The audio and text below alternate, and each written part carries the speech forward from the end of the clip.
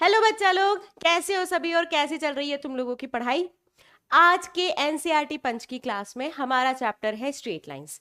Straight lines chapter आपके coordinate geometry का first chapter है और अगर ये चैप्टर आपने अच्छे से पढ़ लिया तो कोऑर्डिनेट ज्योमेट्री के अपकमिंग चैप्टर्स जो है which is circles, conic sections, including twelfth class में जो आप वेक्टर एंड 3D पढ़ने वाले हो वो सारे चैप्टर्स काफी स्मूथ हो जाएंगे, है ना। बेसिक अगर अच्छा है तो आगे वाले चैप्टर्स में भी दिक्कत नहीं होने वाली है। और ये कहीं ना कहीं कनेक्टेड है आपके 10th और 9th क्लास की ज्योमेट्री से, क्योंकि आपने 10th और 9th क्लास में कोऑर्डिनेट का इंट्रोडक्शन पढ़ लिया था। आपने ये देखा था कोऑर्डिनेट सिस्टम क्या होता है, एक्स एक्सिस क्या होती है, वाई एक्सिस क्या होती है। अब बस उसी कोऑर्डिनेट सिस्टम को यूज करते करते हम लोग आगे के कंसेप्ट सीखेंगे, है ना। किसी भी कर्व की इक्वेशन बनाना सीखेंगे। तो हमको आज की क्लास में क्या क्या कवर करना है। आज की क्लास में हम पहले तो introduction, that is straight line हम क्यों पढ़ रहे हैं, कैसे पढ़ रहे हैं, क्या पढ़ेंगे ये देखा जाएगा। उसके बाद फिर स्लोप ऑफ लाइन क्या होता है, various form of equation of line यानी लाइन की इक्वेशन लिखने के अलग अलग तरीके क्या होते हैं, जनरल इक्वेशन ऑफ लाइन क्या होता है और distance of a point from line क्या होता है। ये सारी चीजें कैलकुलेट करना सीखेंगे, ठीक है। चलो, सबसे पहले बात आती है इंट्रोडक्शन ऑफ स्ट्रेट लाइंस। एक बात समझो, ये पूरा चैप्टर क्यों बनाया गया है ना। जब मैथ्स पढ़ रहे होते हैं इंट्रोडक्शन ऑफ स्ट्रेट लाइन में आप ये समझोगे कि यार कोऑर्डिनेट ज्योमेट्री हम पढ़ ही क्यों रहे हैं। कोऑर्डिनेट ज्योमेट्री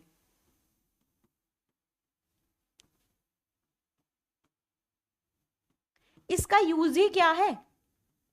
इसका मैं आपको बहुत अच्छे से यूज बताती हूँ, है ना। वो यूज बताने के लिए, क्योंकि आप अगर 11th का एनसीईआरटी पढ़ रहे हो या इनफैक्ट आप 12th में भी ये चैप्टर पढ़ रहे हो तो आपको ये तो नहीं भूले होंगे कि 9th और 10th में पढ़ाई कैसी की थी। हो सकता है कि आपके 9th और 10th में आपने बहुत स्मूथली पढ़ लिया हो, लेकिन in general maximum student 9th और 10th में मैथ्स में पर्टिकुलरली ज्योमेट्री से बहुत स्ट्रगल करते हैं, है ना। ज्योमेट्री के थ्योरम्स जो आते हैं ना बहुत ज्यादा बैंड बजा देते हैं। अब हमको ये पता है कि यार ज्योमेट्री से डर तो लगता है, लेकिन क्योंकि हम मैथ्स के स्टूडेंट हैं हमारा एक ही काम है चीजों को आसान बनाना। कॉम्प्लिकेटेड है, ओरिजिनल वर्ल्ड बहुत कॉम्प्लिकेटेड है, ओरिजिनल इक्वेशंस बहुत कॉम्प्लिकेटेड है। अगर आपने कोई भी एस्ट्रोनॉमिकल लेवल पे आप इक्वेशंस को देखते हो, यानी कि अगर आप देख रहे हो कि यार ब्लैक होल जो है उसमें रेडिएशंस कैसे वो होती है, कैसे निकल रही होती है, उनकी इक्वेशंस देखोगे, देख के सर दुख जाएगा कि यार कितनी कॉम्प्लिकेटेड इक्वेशंस है। लेकिन उन तक पहुंचने के लिए हम को मैथ्स सीखना जरूरी है। और मैथ्स को करने के लिए ओरिजिनली आपको बहुत कॉम्प्लिकेटेड चीज दिख रही है, आपको उसको आसान बनाना है ना। आसान बनाने के तरीके भी है, जैसे हमने काउंटिंग नंबर जो है। अब एक बात बताओ, अगर हर काउंटिंग नंबर का इंडिविजुअल आप नाम रखते जाते कि ये 1 2 3 4 5 6 7 8 1000 10,000, कब तक अलग अलग नाम रखते और कब तक याद करते नहीं। तो हमने उसके लिए डेसिमल सिस्टम बना दिया कि 9 के बाद अगला नंबर के लिए नई डिजिट नहीं यूज करेंगे, नया सिंबल नहीं यूज करेंगे। 1 0 से अगला नंबर मिल जाएगा, 1 1 से अगला नंबर मिल जाएगा। ये होता है इनोवेशन, है ना, चीजों को आसान करने का तरीका। कोऑर्डिनेट ज्योमेट्री भी वही है।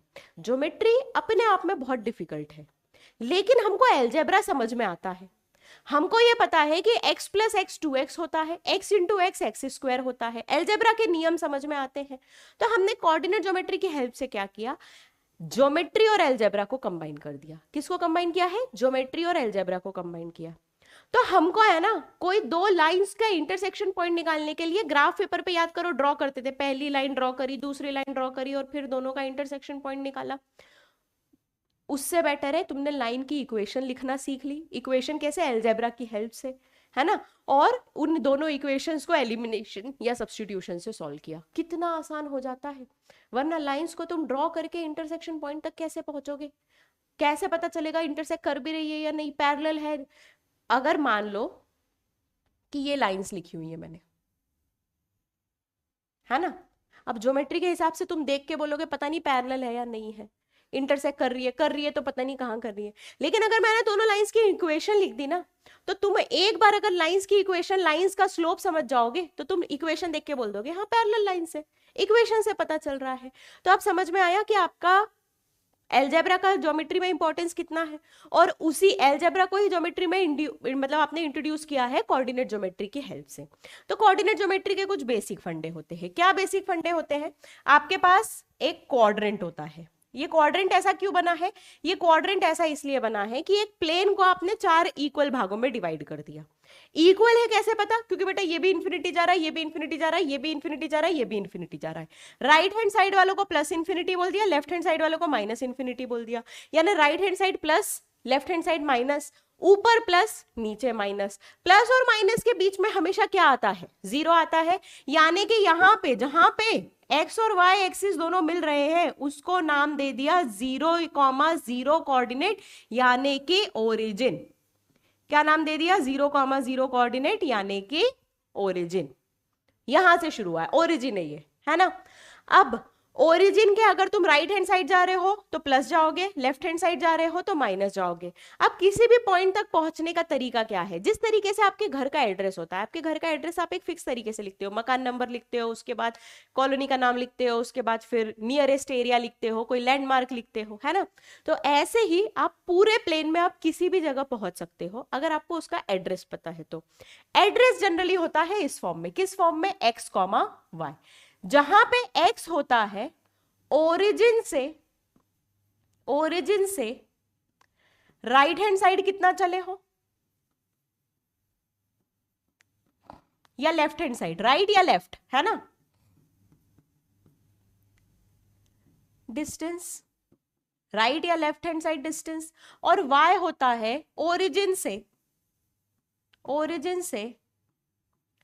अपवर्ड या डाउनवर्ड प्लेसमेंट।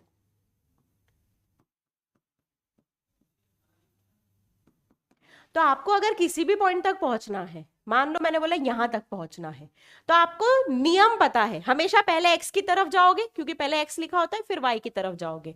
मान लो कि x में आपको 3 डिस्टेंस चलना है, y में 1 डिस्टेंस चलना है, तो इस पॉइंट का एड्रेस क्या हो गया? -3,1। मैम -3 क्यों हुआ? क्योंकि बेटा मैंने बोल दिया ओरिजिन से पीछे की तरफ x माइनस है, लेकिन ऊपर की तरफ तो y प्लस है, तो ऊपर वाली लाइन पे, ऊपर वाले जगह पे जाओगे तो +1 डिस्टेंस आ जाएगा। ठीक है, यानी कि अगर आप फर्स्ट क्वाड्रेंट में हो तो आपके दोनों x और y पॉजिटिव साइन लेंगे, है ना। सेकंड में हो तो नेगेटिव पॉजिटिव, थर्ड में हो तो नेगेटिव नेगेटिव, और फोर्थ क्वाड्रेंट में हो तो पॉजिटिव नेगेटिव। ये आपको ये पता चल गया कि अच्छा चारों क्वाड्रेंट में आपका जो पॉइंट है उसका लोकेशन कैसे साइन से डिनोट होता है, कौन से साइन से डिनोट होने वाला है। ठीक है, अगर मोटे मोटे तौर पे देखें तो y एक्सिस के राइट हैंड साइड पॉजिटिव और लेफ्ट हैंड साइड नेगेटिव होगा, और x एक्सिस के अपवर्ड पॉजिटिव और डाउनवर्ड नेगेटिव होगा। अपवर्ड पॉजिटिव और डाउनवर्ड नेगेटिव होने वाला है ना। ये आपके कोऑर्डिनेट सिस्टम आपको अच्छे से समझ में आते हैं। ठीक है, और कुछ चीजें रिवाइज करा देती हूँ जो हो सकता है पिछली क्लासेस में पढ़ा हो सकता है पिछली क्लासेस में ना पढ़ा हो।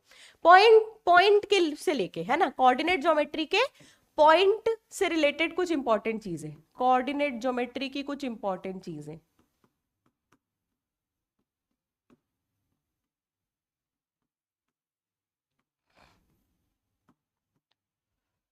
जिसमें पहली आती है distance between 2 points. Distance between 2 points, 2 points के बीच में डिस्टेंस। पहला पॉइंट है x1, y1, दूसरा पॉइंट है x2, y2। तो इन दोनों के बीच में डिस्टेंस हो जाएगा under root of x2 minus x1 का whole square plus y2 minus y1 का होल स्क्वायर। ठीक है, ये है डिस्टेंस बिटवीन 2 पॉइंट्स। सेकेंड चीज जो आप पढ़ते हो वो है सेक्शन फॉर्मूला। क्या नाम बोलते हो उसको? Section formula.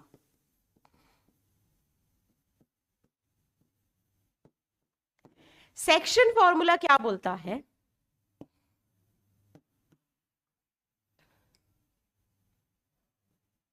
सेक्शन फॉर्मूला बोलता है अगर आपके पास एक लाइन है, या लाइन छोड़ो, अगर आपके पास 2 पॉइंट है, ये है पॉइंट x1 y1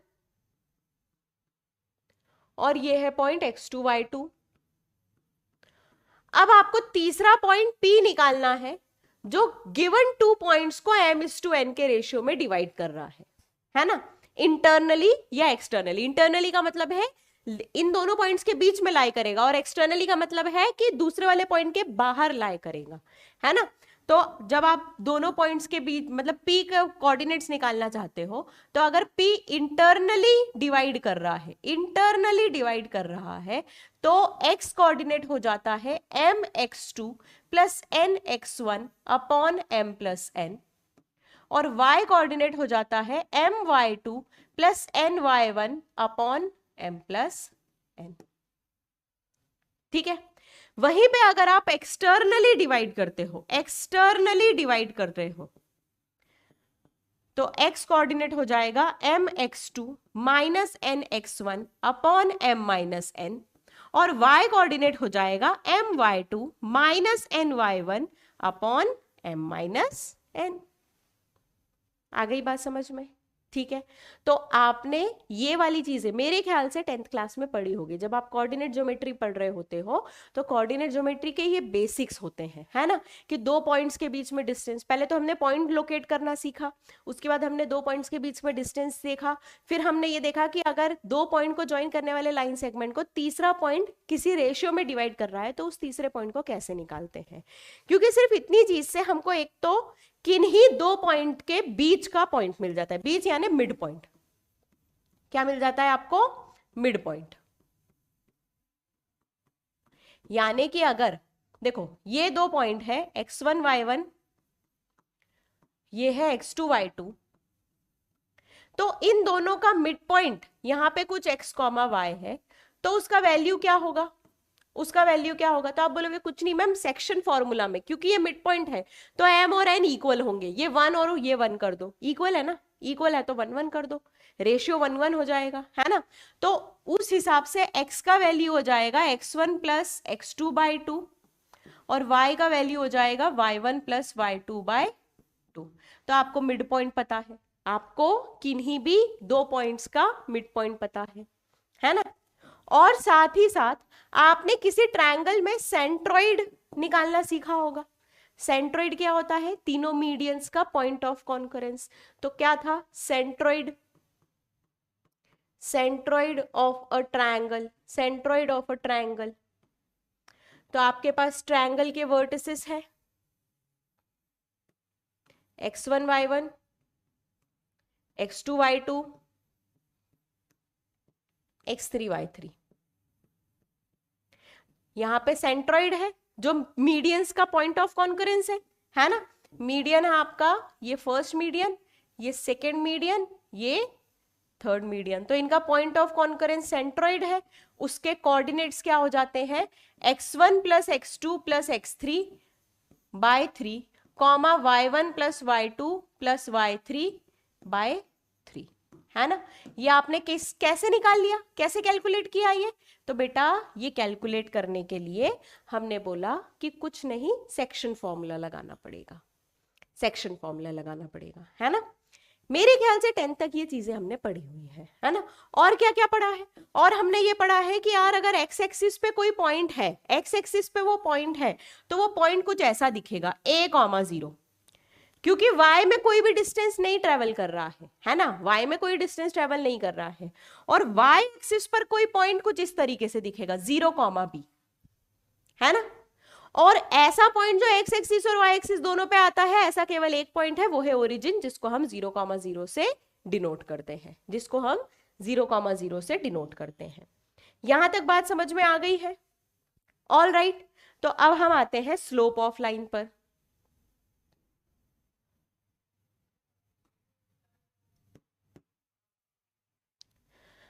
देखो हमको है ना लाइन के बारे में बात करनी थी, तो हमने लाइन के बारे में बात करने के लिए पहले तो एक चीज डिफाइन करी, लाइन होती क्या है ना। लाइन की डेफिनेशन समझ जाओ तो बहुत कुछ समझ जाओगे।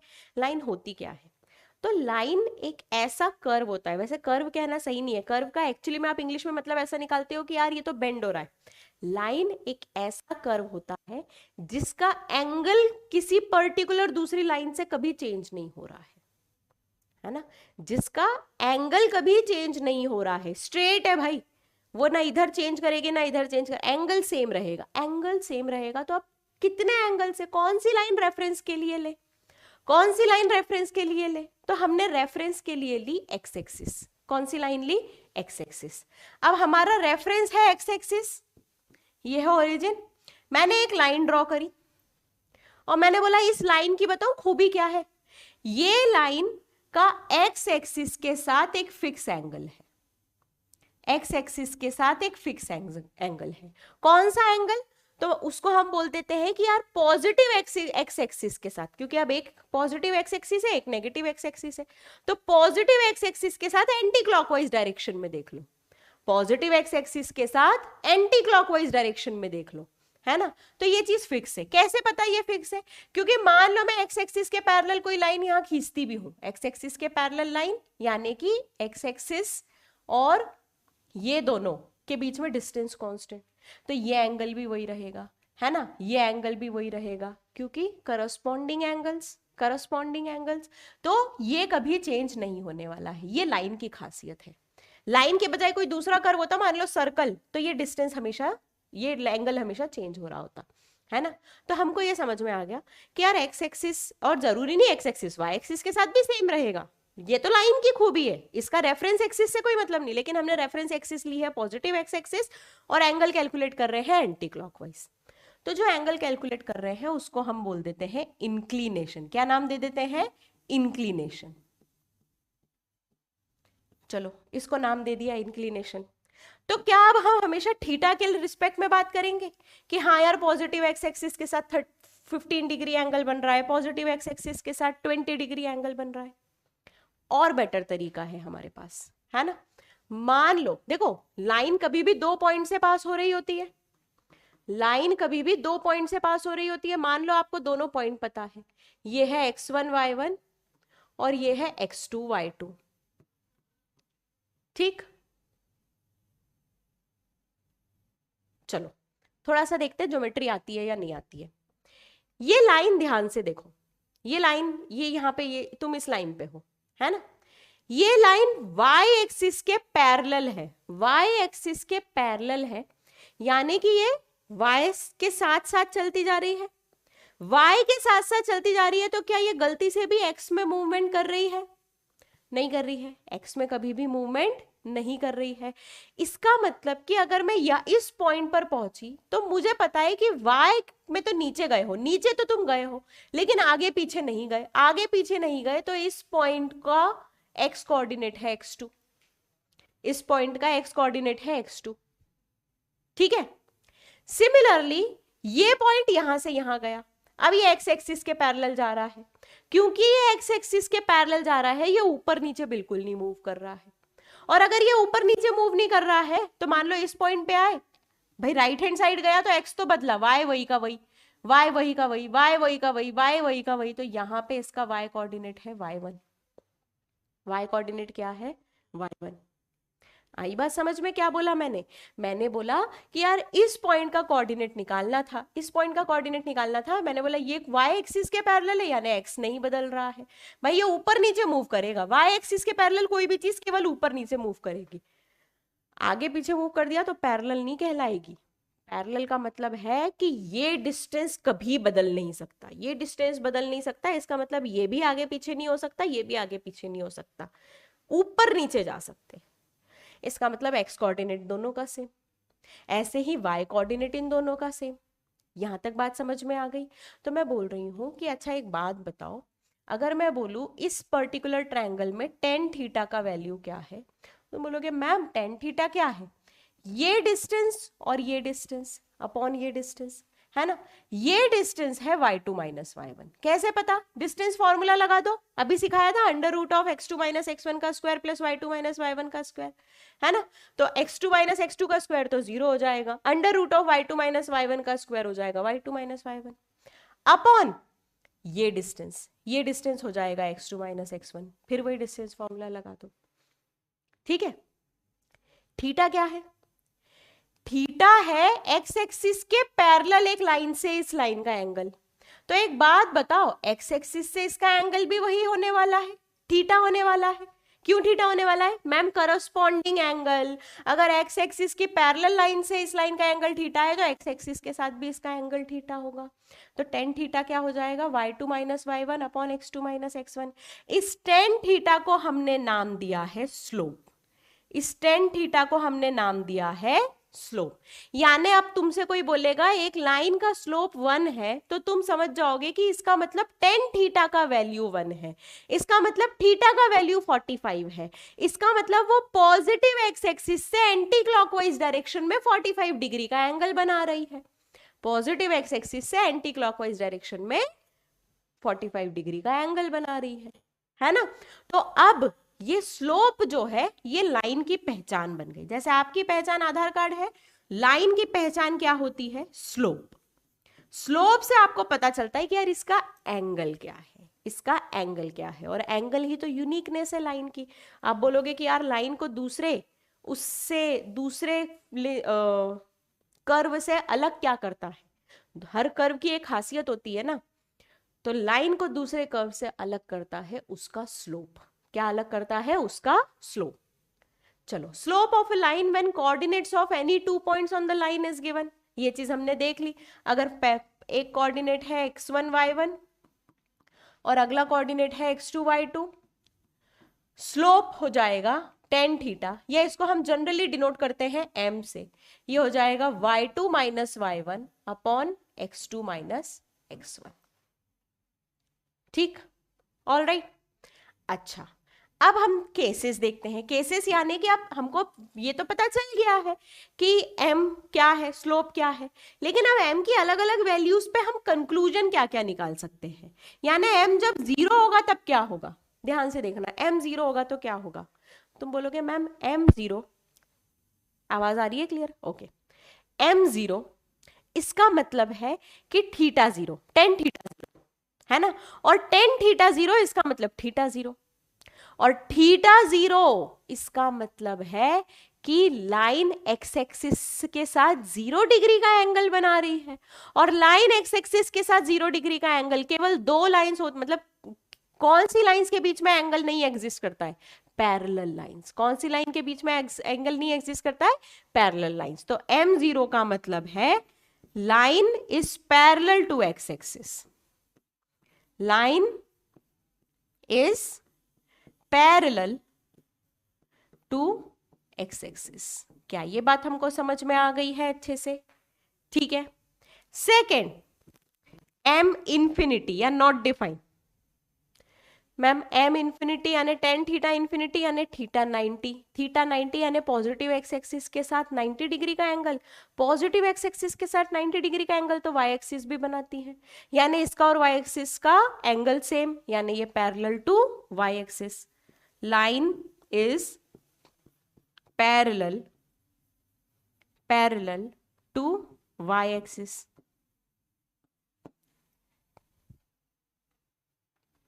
ठीक है, आ गई बात समझ में? All right. Conditions for parallelism and perpendicularity of line in terms of their slope.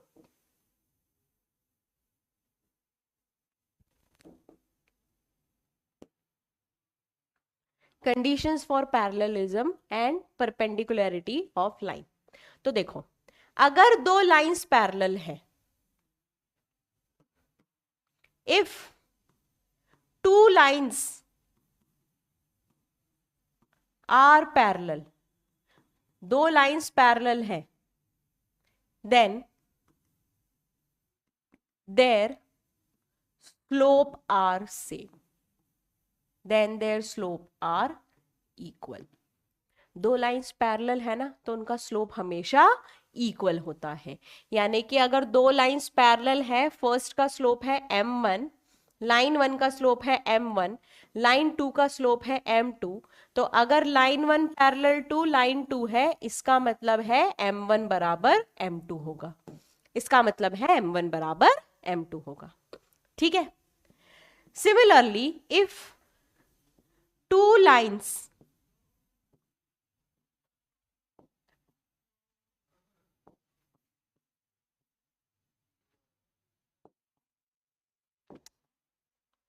two lines are perpendicular, then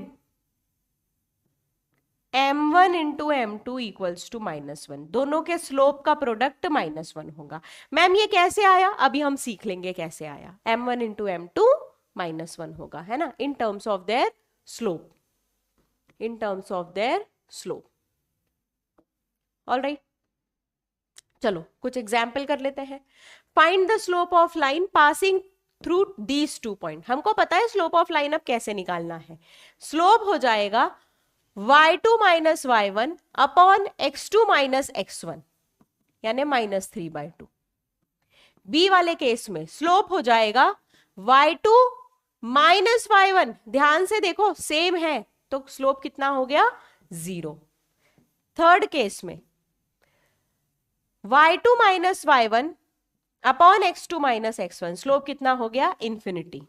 fourth case में making an inclination of 60 degree with positive direction of x axis, positive direction of x axis के साथ 60 degree का angle बना रही है, यानी inclination 60 है, यानी थीटा 60 है, तो स्लोप होता है tan थीटा। स्लोप कितना होता है, tan थीटा, तो ये हो जाएगा tan 60, यानी कि √3, यानी कि √3। ठीक है, चलो next, angle between two lines, दो लाइंस के बीच में एंगल कैसे पता चलेगा। तो मान लो कि देखो एंगल के लिए केवल स्लोप की जरूरत है, एंगल के लिए केवल स्लोप की जरूरत है। जैसे कि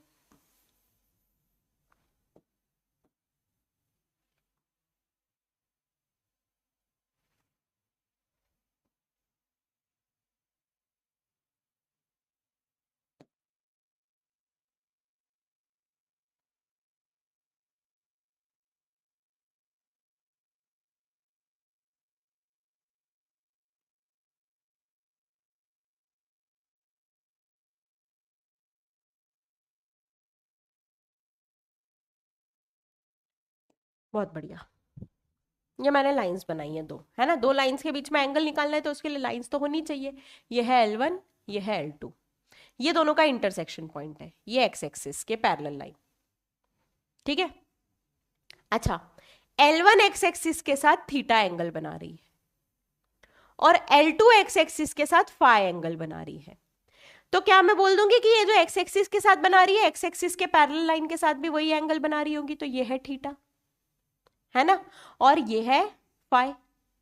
अब देखो ज्योमेट्री है, अगर तुमसे कोई पूछेगा कि थीटा और फाई के बीच में एंगल क्या है, अगर कोई तुमसे पूछेगा कि सॉरी L1 और L2 के बीच में एंगल क्या है, तो तुम बोलोगे कुछ नहीं मैम, L1 और L2 के बीच में एंगल है, ये देखो ये है थीटा, ये है फाई, तो दोनों के बीच में एंगल है थीटा माइनस फाई, दोनों के बीच में एंगल कितना है, theta minus phi.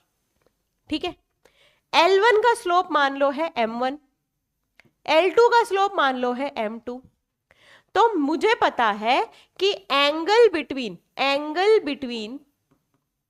L1 and L2 equals to theta minus phi, है ना।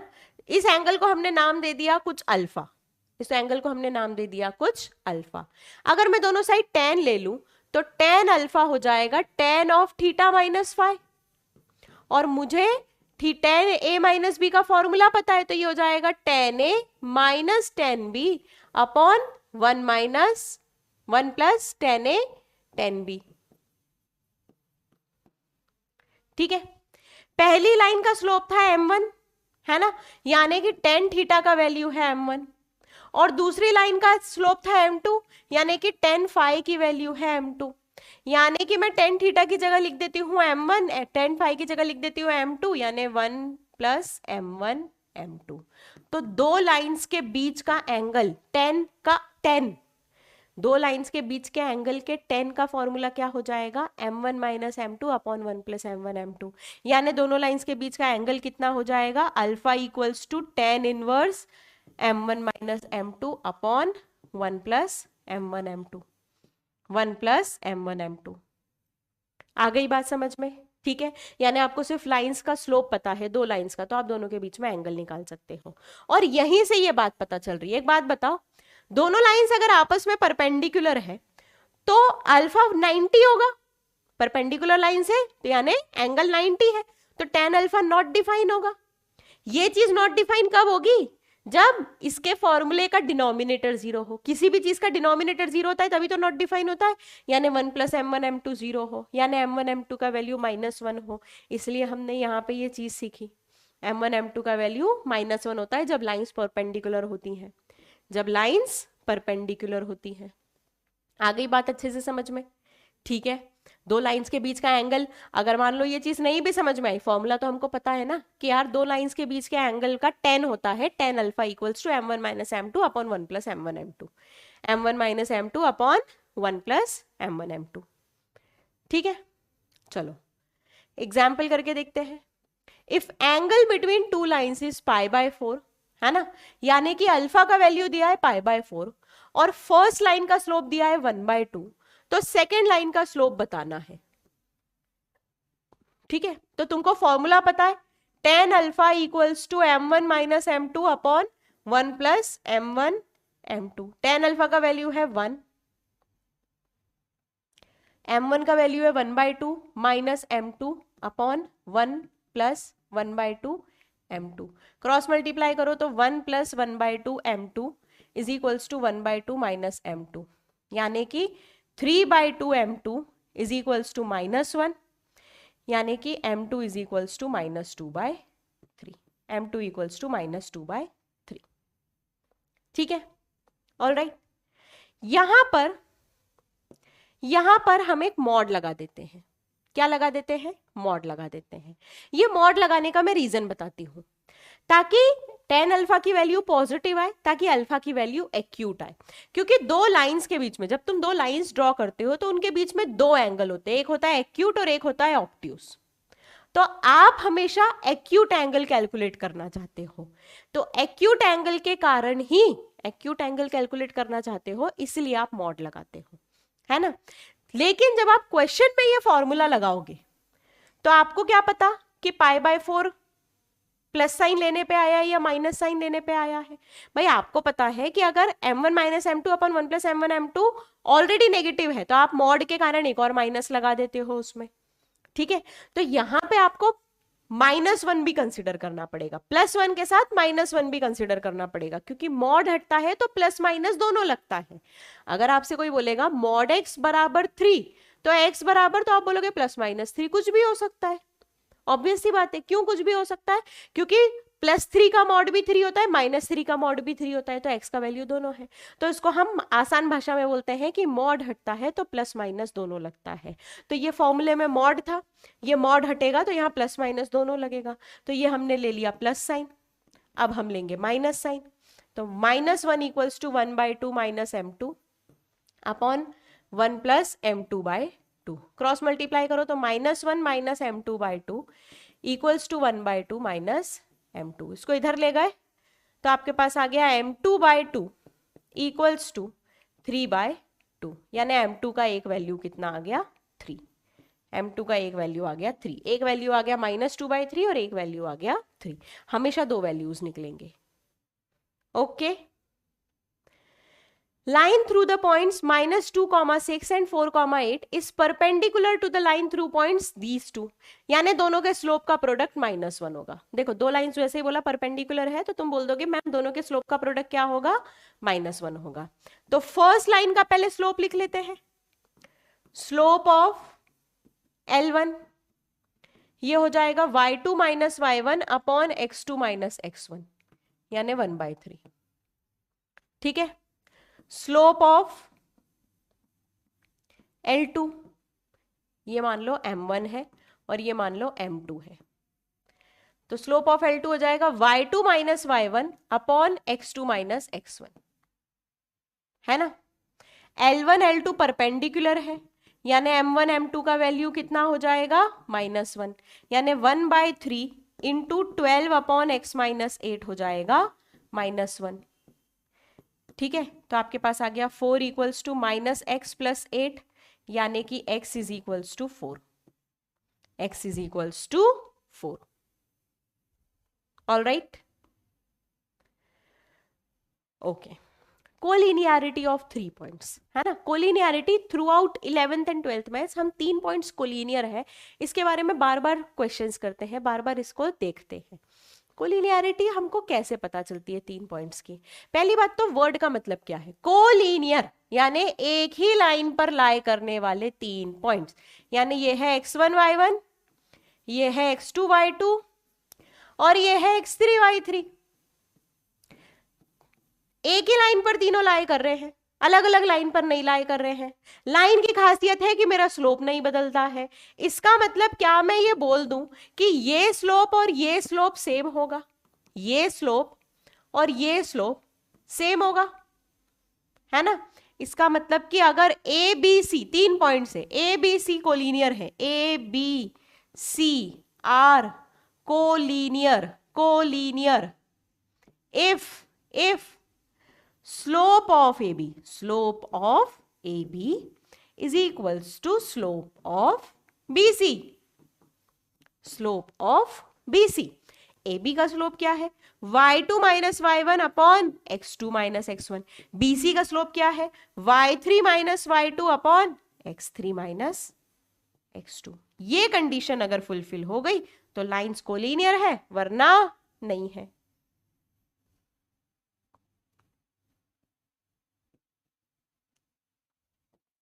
अच्छा, है ना। इसमें एकदम जीनियस बच्चे आते हैं जो बोलते हैं कि मैम स्लोप सेम तो पैरेलल लाइंस का भी होता है, तो ये लाइंस पैरेलल भी तो हो सकती थी, आपने ऐसा कैसे बोल दिया कि ये कोलिनियर ही है, हो सकते हैं तीनों पॉइंट्स।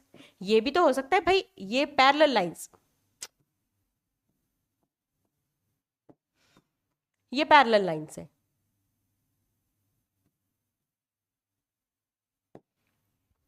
है ना।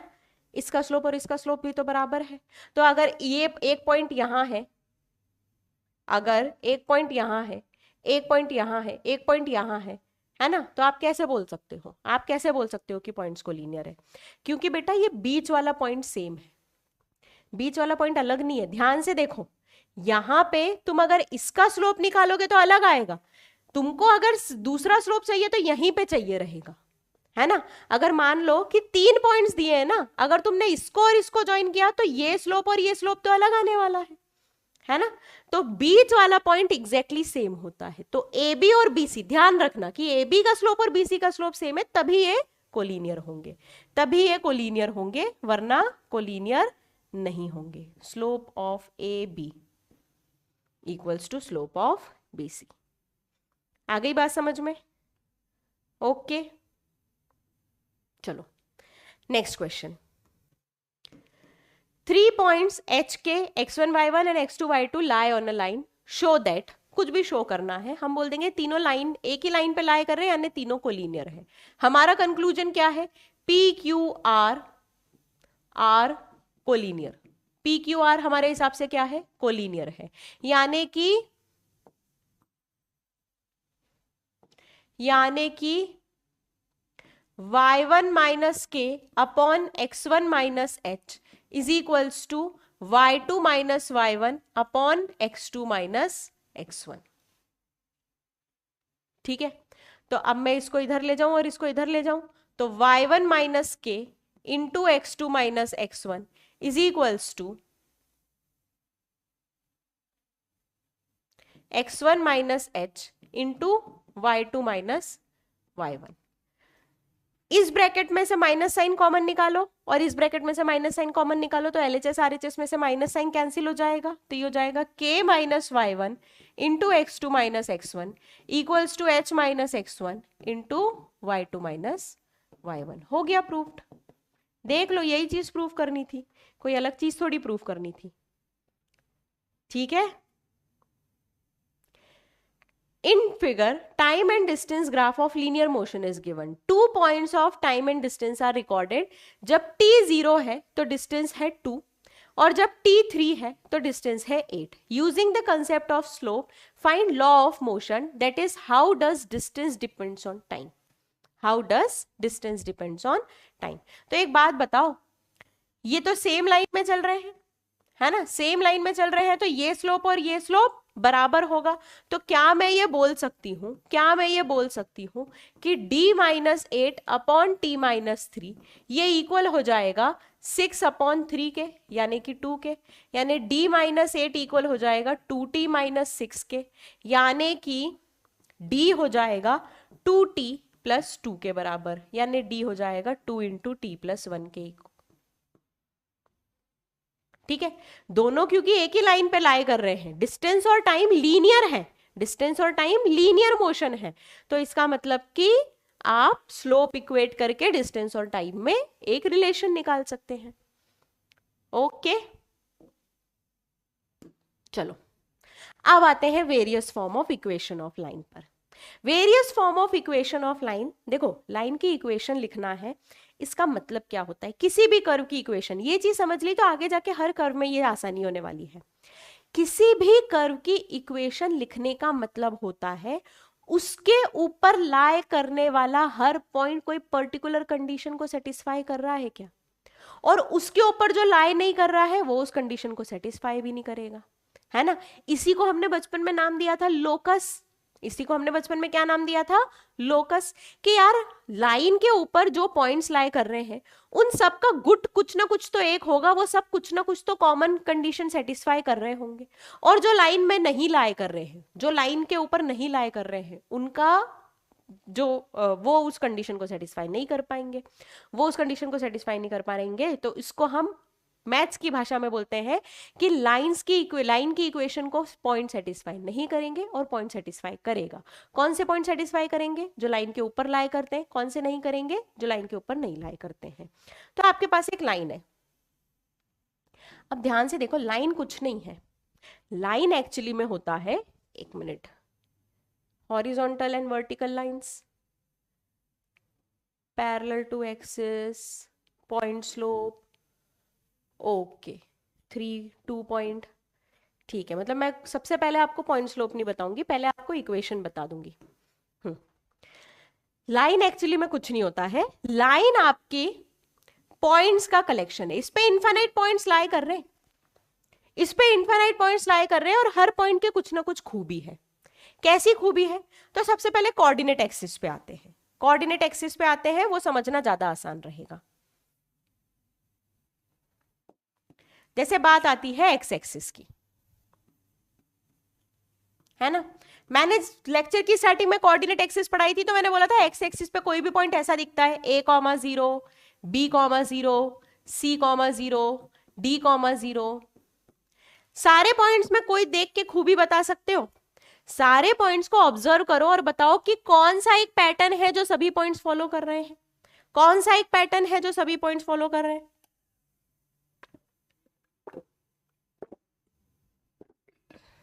बोलो बोलो बोलो बोलो, देखो, बोलोगे मैम देखो x तो क्या है हमको नहीं पता, x तो बदल रहा है, लेकिन y 0 है, यानी एक्स एक्सिस की खूबी है कि इसके सारे पॉइंट्स एक कंडीशन को सेटिस्फाई करते हैं, वो कंडीशन है कि हमारा y तो 0 रहेगा। यानी अगर मैं बोलूं कि एक लाइन की इक्वेशन है y बराबर 0, तो तुम समझ जाओगे कि ये लाइन एक्स एक्सिस है, ये लाइन एक्स एक्सिस है, क्योंकि हर पॉइंट इस कंडीशन को सेटिस्फाई कर रहा है। आप समझ में आया मैंने क्यों बोला कि line is nothing but collection of points, और सारे पॉइंट्स एक पर्टिकुलर कंडीशन को फॉलो कर रहे हैं, तो सारे पॉइंट्स यहां पे किस कंडीशन को फॉलो कर रहे हैं, y कोऑर्डिनेट 0, यानी y इक्वल्स टू 0, ये हो गई इक्वेशन ऑफ लाइन, है ना। लाइन की इक्वेशन हमेशा x और y में 1 डिग्री इक्वेशन होती है, यानी x की पावर भी 1 होती है, y की पावर भी 1 होती है, उसी से हमने लीनियर इक्वेशन नाम रखा है, लीनियर इक्वेशन नाम रखा है ना। y एक्सिस की इक्वेशन ना हर बच्चा बता सकता है, y एक्सिस की इक्वेशन हो जाएगी x is equals to 0, y axis की इक्वेशन क्या हो जाएगी, x इज इक्वल्स टू 0, है ना। नेक्स्ट हमारे पास है हॉरिजॉन्टल एंड वर्टिकल लाइंस,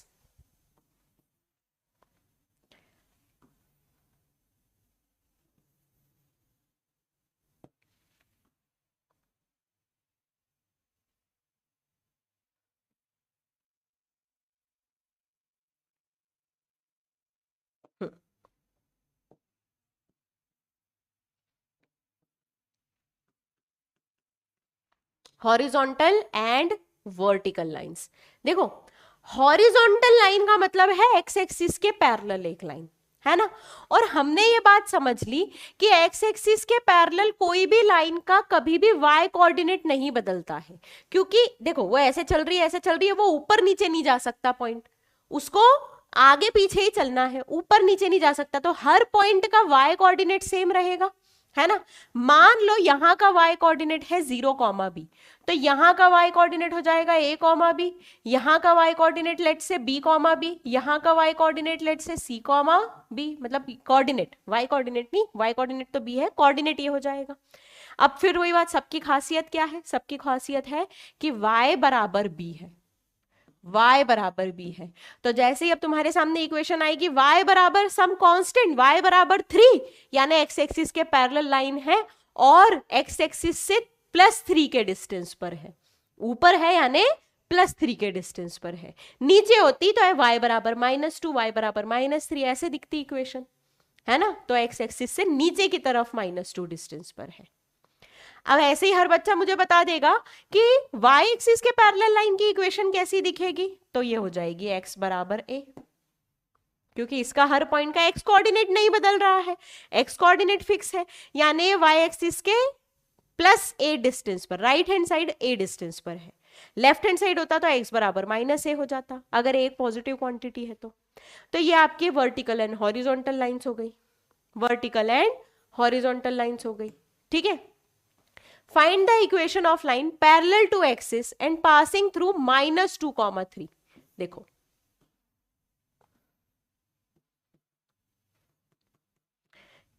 -2, 3, इस पॉइंट से y एक्सिस के पैरेलल और x एक्सिस के पैरेलल एक लाइन जा सकती है ना।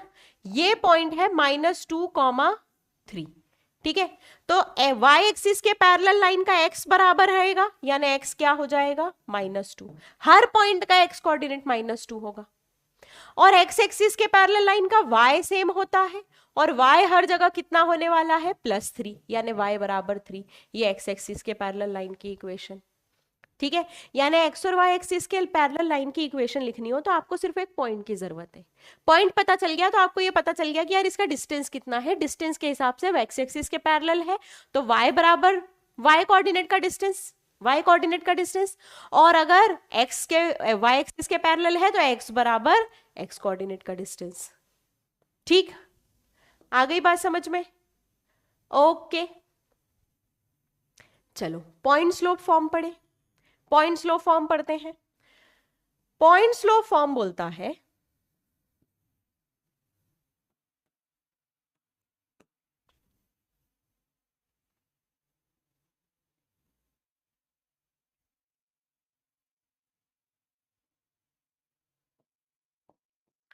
कि मुझे एक लाइन की इक्वेशन लिखनी है जिसके ऊपर मुझे एक पॉइंट पता है और जिसका मुझे स्लोप पता है। मुझे पहले से कुछ पता होना क्यों जरूरी है, क्योंकि बेटा हवा में तो हम लाइन की इक्वेशन लिख नहीं सकते हैं।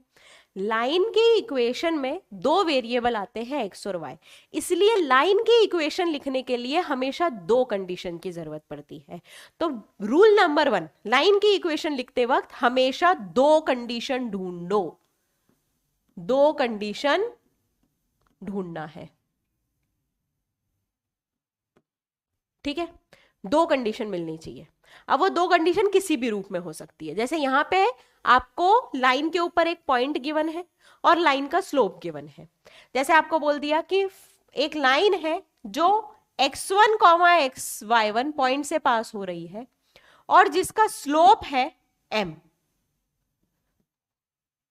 जिसका स्लोप है m, ठीक है।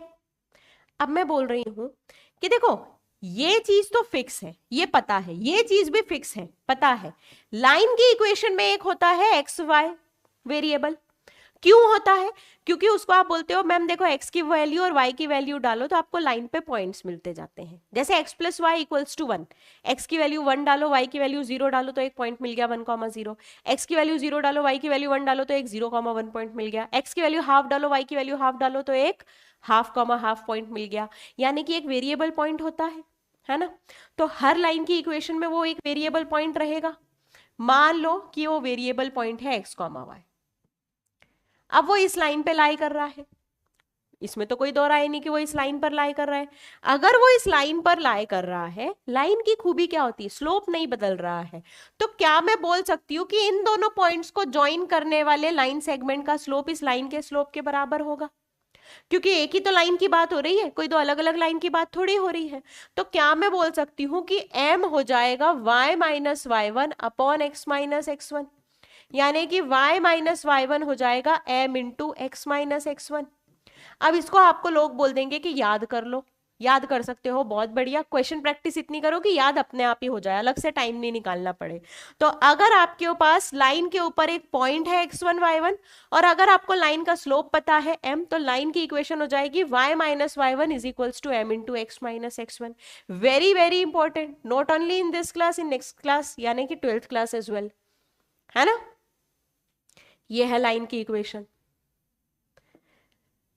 Find the equation of line passing through -2, 3 with slope -4।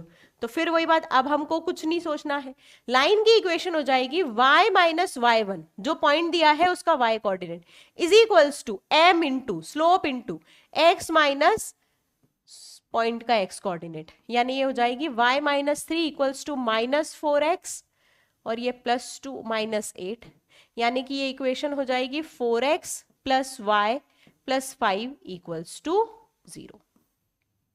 ये आ गई लाइन की इक्वेशन, ठीक है। Next 2 point form. 2 point form फिर वही बात है, पिछले वाले पार्ट में अब देखो आपको पास लाइन के बारे में क्या इंफॉर्मेशन है, एक पॉइंट दिया हुआ है और एक और पॉइंट दिया हुआ है और आपको लाइन की इक्वेशन लिखनी है। तो मैं बोलूंगी कि एक मान लो तीसरा पॉइंट है एक्स वाई, ठीक है, इस पॉइंट का इससे स्लोप और ये स्लोप सेम होने वाला है ना, यानी कि y minus Y one upon x minus x one equals to y two minus Y one upon x two minus x one, यानी कि y minus Y one equals to y two minus Y one upon x two minus x one into x minus x one. ये आ गई हमारे पास line की equation, किसमें, 2 point form में, यानी लाइन के ऊपर अगर दो पॉइंट गिवन है तो लाइन की इक्वेशन कुछ ऐसी दिखेगी। All right, right the equation of line passing through 1, -1 and 3, 5, है ना, 2 पॉइंट गिवन है तो लाइन की इक्वेशन हो जाएगी y माइनस, इनमें से किसी को भी x1 y1 और किसी को भी x2 y2 मान लो अपनी इच्छा से, कोई बाउंडेशन नहीं है, मैं इसको x1 y1 मान रही हूं, तो y minus Y one equals to y2 minus Y one upon x2 minus x1 into x minus x1, ठीक है। तो हो जाएगा y plus one equals to 3x minus 3, यानी कि 3x minus Y equals to 4। ये आ गई लाइन की equation, that's your answer. All right, slope intercept form.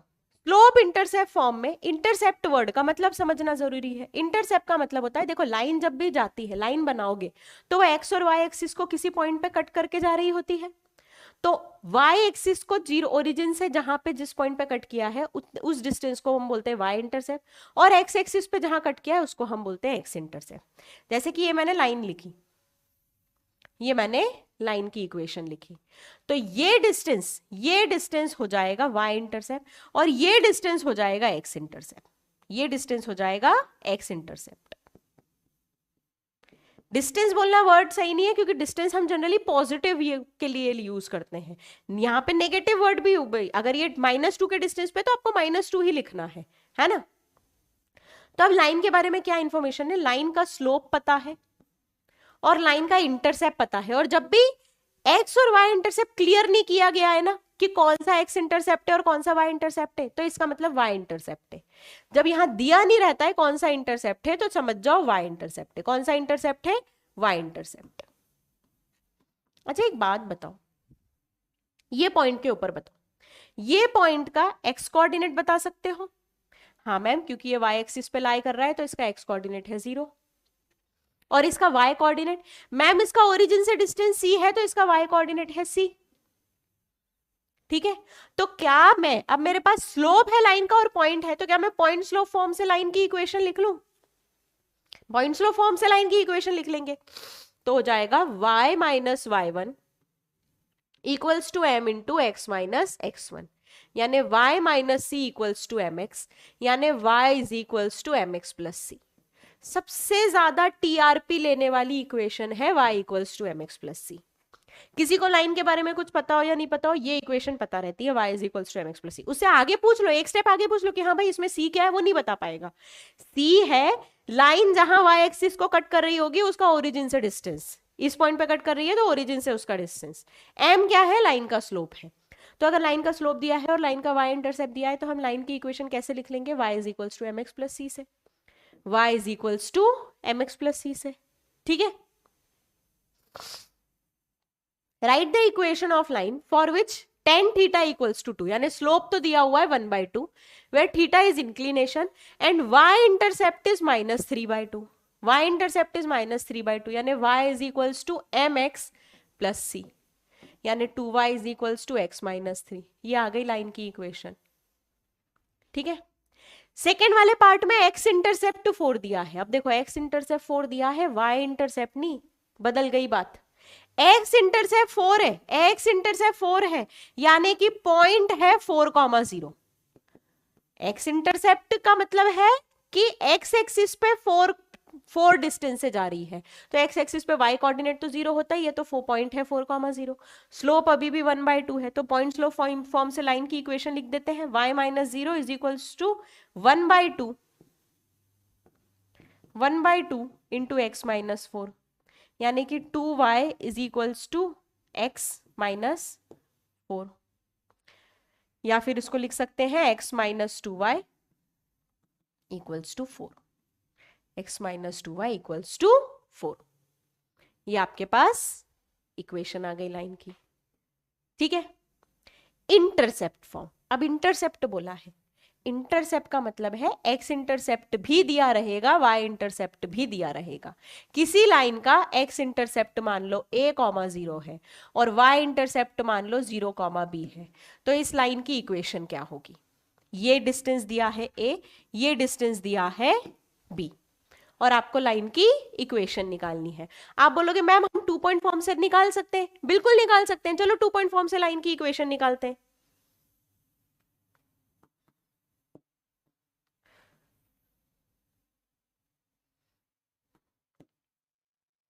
y minus Y one is equals to y2 minus Y one upon x2 minus x1 into x minus x1। ठीक है, तो ये हो जाएगा minus A Y plus A B is equals to B X, यानी कि A Y plus B X is equals to A B. चलो A B का डिवाइड दे दो, तो x bye A plus y by B equals to 1। ये है intercept form equation of line, intercept form equation of line. यानी अगर तुमको अब किसी भी लाइन का इंटरसेप्ट दिया है ना 1, 2, तो तुमको सोचना नहीं है, लाइन की इक्वेशन हो जाएगी x बाय 1 plus y by 2 equals to 1। Intercept दिया है -3, 4, तो लाइन की इक्वेशन हो जाएगी x by -3 plus y by 4 is equals to 1। आई बात समझ में? Find the equation of line which makes intercept -3 and 2 on the x and y axis respectively. अब क्या सोचना पड़ेगा हमको? लाइन की इक्वेशन हो जाएगी x by -3 plus y by 2 equals to 1। हमने सीख लिया, हमने इंटरसेप्ट लिखना सीख लिया। ठीक है, नेक्स्ट है normal form. Normal form use कम होता है लेकिन पर्टिकुलरली इस चैप्टर में यूज में आ सकता है, तो हमको नॉर्मल फॉर्म ऑफ लाइन लिखना सीखना पड़ेगा। ये मान लो आपकी लाइन है, आपको देखो लाइन के बारे में क्या इंफॉर्मेशन गिवन है। ओरिजिन से लाइन पर एक परपेंडिकुलर ड्रॉप हुआ, इस परपेंडिकुलर की लेंथ गिवन है और वो परपेंडिकुलर एक्स एक्सिस से एंगल क्या बना रहा है ये गिवन है। वो परपेंडिकुलर एक्स एक्सिस से एंगल क्या बना रहा है ये गिवन है। अब सोचो इस लाइन की इक्वेशन निकालना है और आपको ये और ये एंगल के बारे में इंफॉर्मेशन है। लाइन के बारे में तो अभी कुछ इंफॉर्मेशन दी नहीं है, लाइन के बारे में तो अभी कुछ इंफॉर्मेशन दी नहीं है, लेकिन हमको ज्योमेट्री आती है। हमको ज्योमेट्री आती है तो हमको पता है कि यार ये पर्टिकुलरली देखो, ये वाला ट्रायंगल देखो, ये है बेस, ये है हाइपोटेनियस।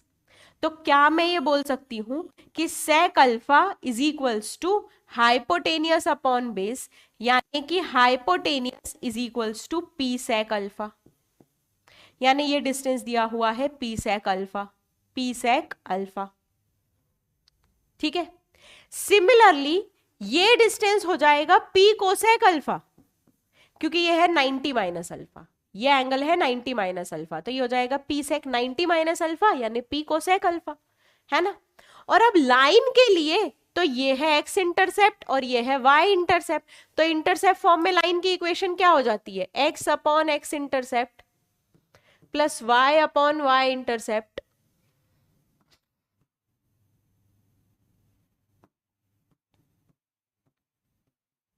इक्वल्स टू 1, यानी ये हो जाएगा X cos alpha by P plus Y sine alpha by P equals to 1, यानी कि X cos alpha plus Y sine alpha equals to P.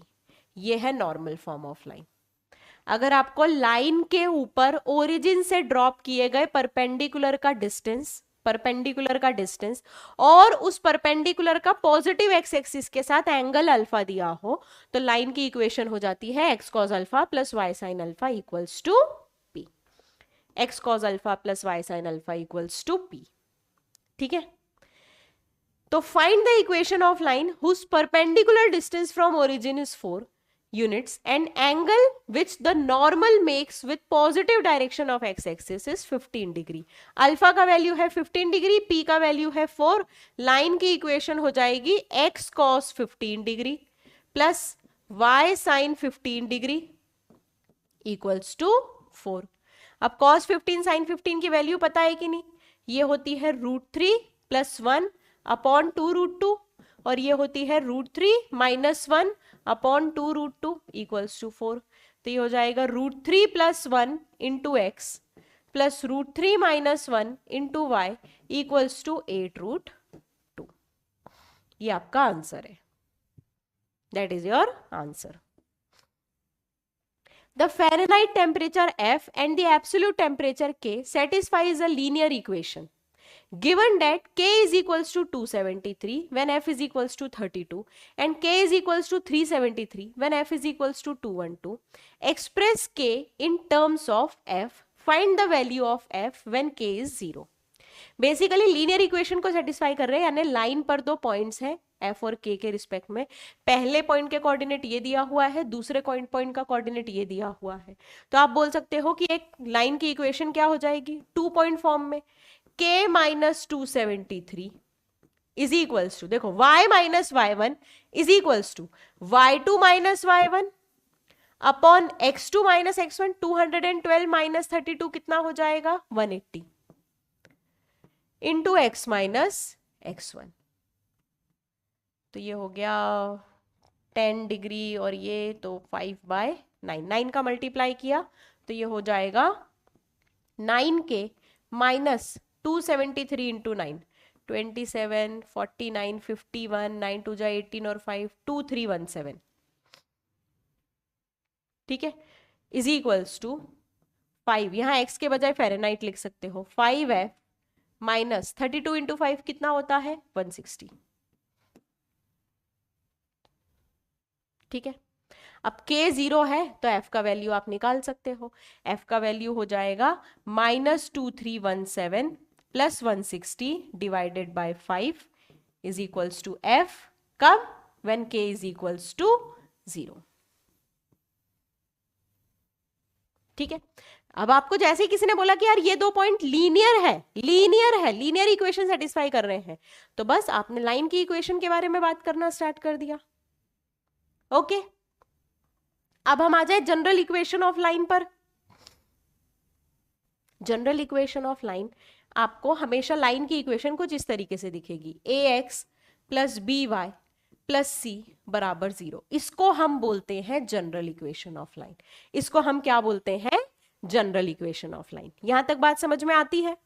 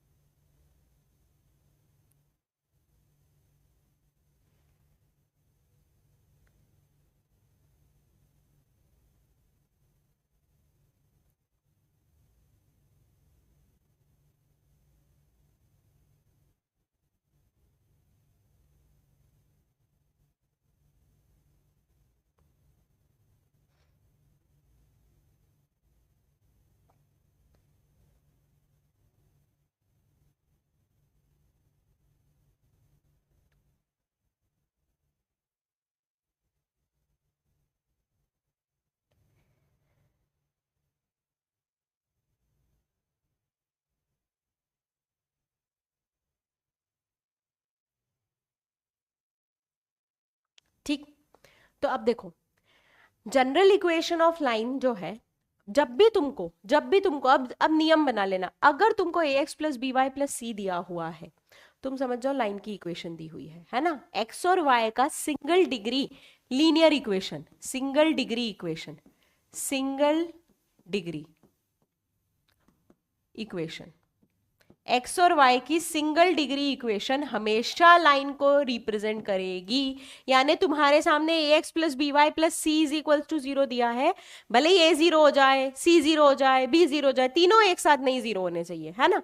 तो अगर इनमें से कुछ भी एक आध भी 0 हो जाए चलेगा, लाइन की इक्वेशन है। क्या है? लाइन की इक्वेशन है। चलो, अगर ये लाइन की इक्वेशन है तो अब हम देखते हैं कि इस इक्वेशन की हेल्प से हम स्लोप कैसे पता लगाएंगे। जैसे तुम्हारे सामने दिया हुआ है A X plus B Y plus C equals to 0, तो इसको आप लिख सकते हो B Y is equals to minus A X minus C, यानी Y is equals to minus A by B X minus C by B. इसका मतलब कि इसको अगर मैं कंपेयर करूं y is equals to M X plus C से, क्योंकि ये था स्लोप इंटरसेप्ट फॉर्म लाइन का, तो दोनों को जब हम कंपेयर करेंगे तो m का वैल्यू कितना है? माइनस ए बाई बी, और c का वैल्यू, या इसको c1 ले लो, तो c1 का वैल्यू कितना है? Minus C by B.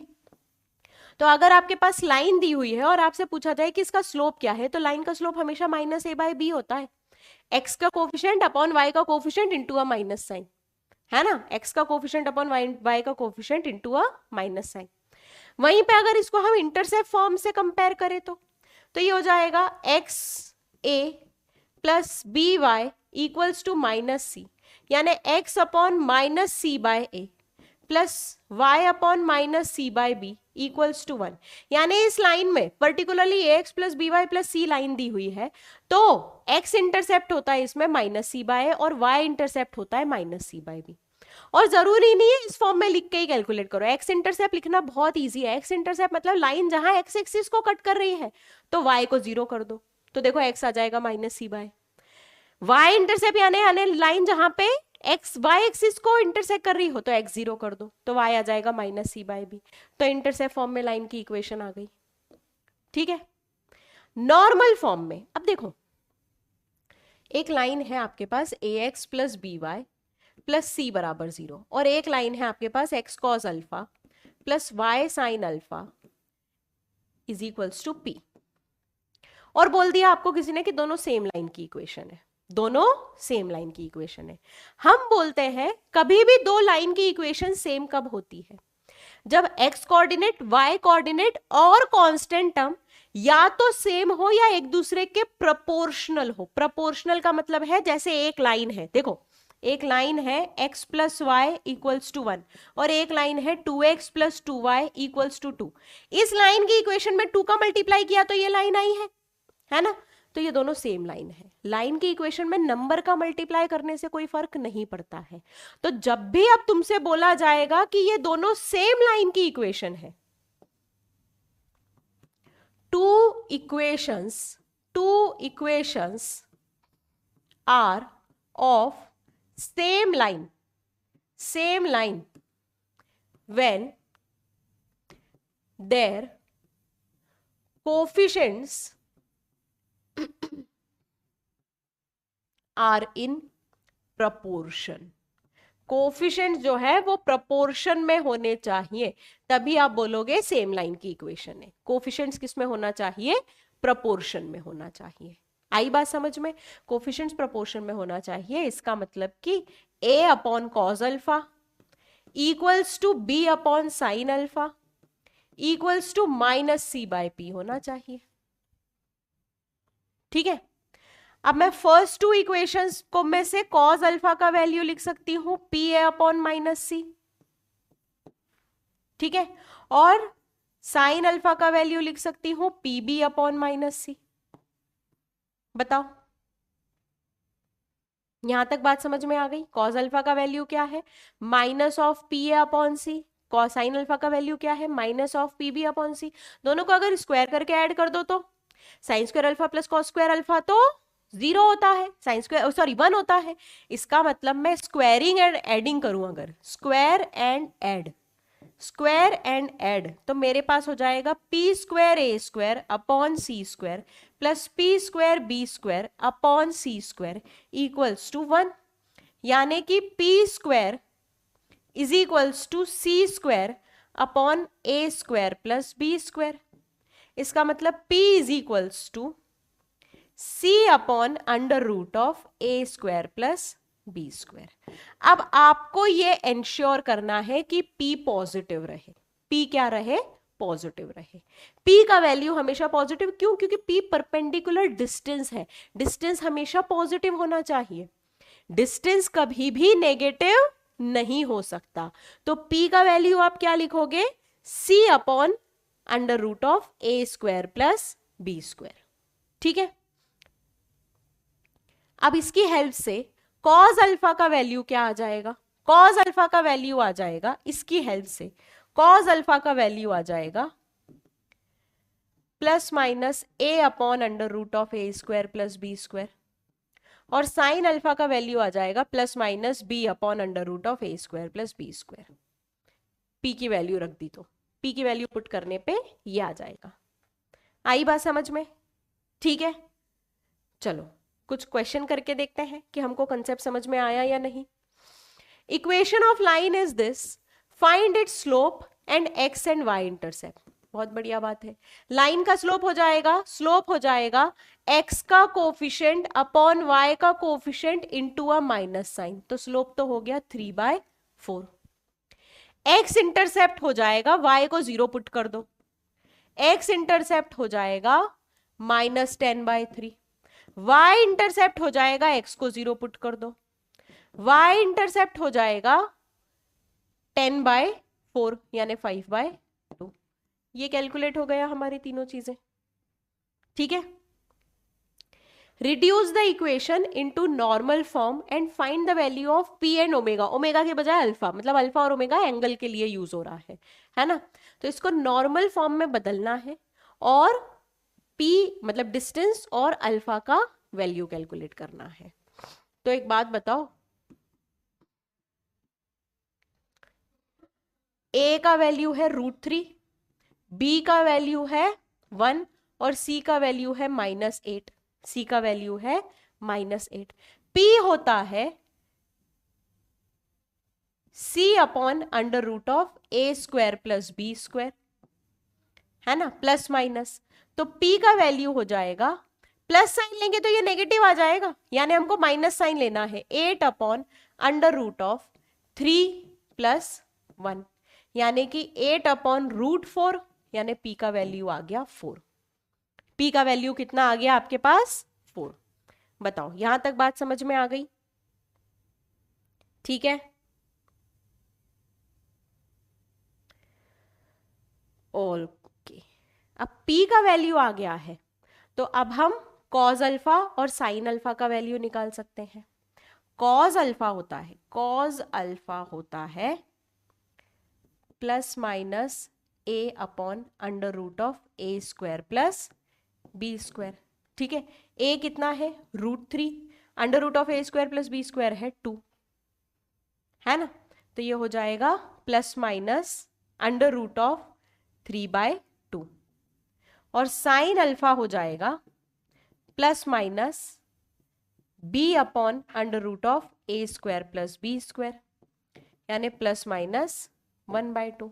आपको प्लस साइन लेना है, क्यों? क्योंकि यहाँ पे भी प्लस है और यहाँ पे भी प्लस है, तो आपके पास आ जाएगा x into √3/2 plus y into 1/2 equals to 4।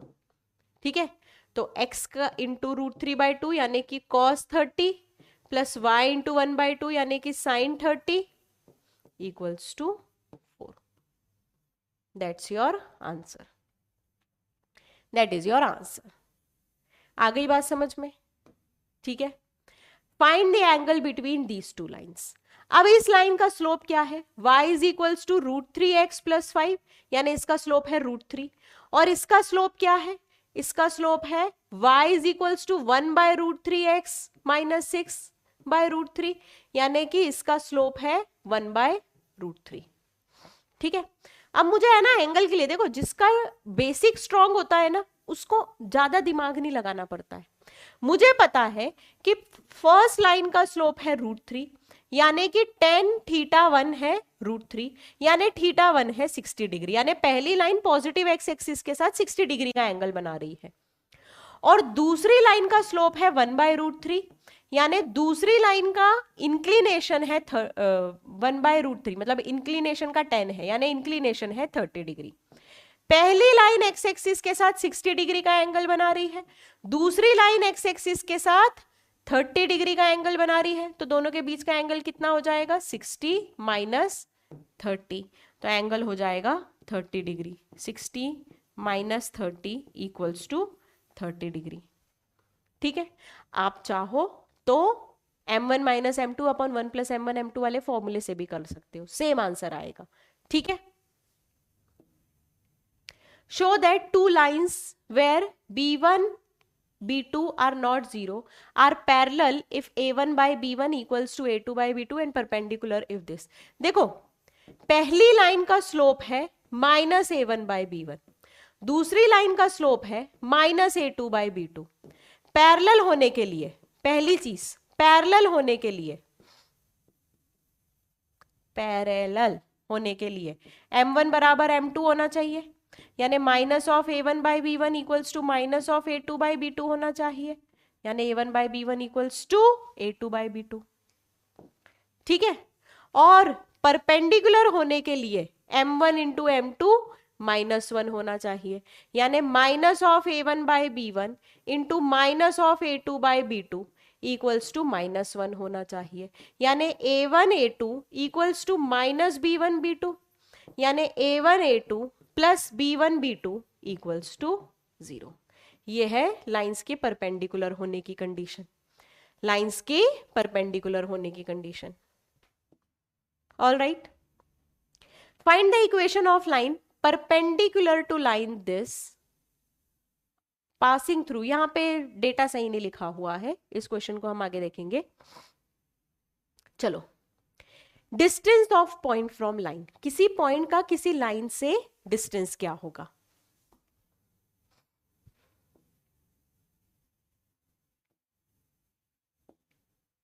ठीक है, तो मान लो ये एक पॉइंट है x1 y1, ठीक है, और ये लाइन है, इसकी इक्वेशन आपको पता है, इसकी इक्वेशन है ax + by + c = 0। अब ये बात आपको पता है कि लाइन का, पॉइंट का लाइन से डिस्टेंस यानी परपेंडिकुलर डिस्टेंस की बात हो रही होती है, ये डिस्टेंस यानी परपेंडिकुलर डिस्टेंस की बात हो रही होती है। अब ये डिस्टेंस का वैल्यू कितना होता है? ये डिस्टेंस का वैल्यू कितना होता है? तो ये डिस्टेंस का वैल्यू होता है p। अगर मान लो हम इस डिस्टेंस को p से डिनोट कर रहे हैं तो p होता है मॉड। मॉड क्यों लगाना है? क्योंकि डिस्टेंस कभी नेगेटिव नहीं देते हैं। p हो जाएगा mod of ax1 + by1 + c upon √of a² + b²। ठीक है, यानी लाइन की इक्वेशन में जिस पॉइंट का लाइन से डिस्टेंस निकालना है, लाइन की इक्वेशन में वो पॉइंट पुट कर दो, ठीक है, अपॉन √of x के कोफिशिएंट का स्क्वायर प्लस y के कोफिशिएंट का स्क्वायर। ठीक है, p का वैल्यू अगर 0 आ गया तो पॉइंट लाइन पे लाई करता है। p का वैल्यू अगर 0 है then point lies on line, point line पर लाई करता है। All right, distance between two parallel lines, दो पैरेलल लाइंस के बीच में डिस्टेंस। तो दो पैरेलल लाइंस हमेशा कैसी दिखती है? ध्यान से देखना, पहली लाइन की इक्वेशन है अगर ax + by + c1 = 0, और दूसरी लाइन की इक्वेशन हो जाएगी ax + by + c2 = 0। ठीक है, पैरेलल लाइंस का क्योंकि स्लोप सेम होता है तो ये अगर AB है तो ये AB का कोई ना कोई मल्टीपल ही होगा, या तो 2a 2b होगा, या a/2 b/2 होगा, या -a - b होगा, लेकिन रेशियो सेम आ जाएगा, रेशियो सेम आ जाएगा, है ना। इसका रेशियो a/b और इसका रेशियो a/b सेम आने वाला है। ठीक है, तो अगर तुमने, सबसे पहला काम करना है, लाइंस की इक्वेशन में x और y का कोफिशिएंट एग्जैक्टली सेम दिखना चाहिए। एग्जैक्टली सेम दिख रहा है तो दोनों पैरेलल लाइंस के बीच का डिस्टेंस p हो जाता है mod of C2 minus C1 यानी कांस्टेंट का difference upon under root of X A square plus B square, X और वाई के कोफिशिएंट का डिफरेंस, एक्स और वाई के कोफिशिएंट का डिफरेंस। ठीक है, डिफरेंस बोल रही हूं, एक्स और वाई के कोफिशिएंट के स्क्वायर का sum. Alright, find the distance of point 3 comma -5 from this line. तो आप बोलोगे कुछ नहीं, डिस्टेंस हो जाएगा mod of 3 into 3 -4 into -5 -26 upon under root of 3 का स्क्वायर प्लस 4 का स्क्वायर। ये हो जाएगा 9 प्लस 20 -26 अपॉन 3 का स्क्वायर प्लस 4 का स्क्वायर होता है 9 प्लस 16 विच इज 25। 25 का रूट हो जाएगा 5, न्यूमरेटर में दिया हुआ है 3, तो ये हो जाएगा 3/5। डिस्टेंस हो जाएगा 3/5। Find distance between these to parallel lines. दोनों पैरेलल लाइंस का पहला स्टेप एंश्योर कर लिया कि एक्स और वाई का कोफिशिएंट एग्जैक्टली सेम है। अगर एक्स और वाई का कोफिशिएंट एग्जैक्टली सेम है तो डिस्टेंस हो जाएगा कॉन्स्टेंट्स का डिफरेंस यानी 7 - 5 upon under root of X के कोफिशिएंट का स्क्वायर प्लस वाई के कोफिशिएंट का स्क्वायर, यानी कि 2 अपॉन अंडर रूट ऑफ 25 यानी कि 2/5। 2/5। If the lines these two and these are concurrent, find the value of k. Lines concurrent है, concurrent है यानी तीनों लाइंस एक सिंगल पॉइंट से पास हो रही है। 1 2 3, तीनों लाइंस एक सिंगल पॉइंट से पास हो रही है तो कॉन्करेंट लाइंस बोलेंगे। तो पहली लाइन मान लो है 2x + y - 3 इक्वल्स टू 0, दूसरी लाइन है 3x - y - 2 इक्वल्स टू 0, और तीसरी लाइन है 5x + ky - 3 इक्वल्स टू 0। अच्छा, ये तीनों सिंगल पॉइंट से पास हो रही है तो क्या मैं बोल सकती हूँ पहली दो का इंटरसेक्शन पॉइंट तीसरी पर लाए करेगा, है ना। If 3 lines are concurrent then intersection point of first two satisfies the third line, satisfies the third line।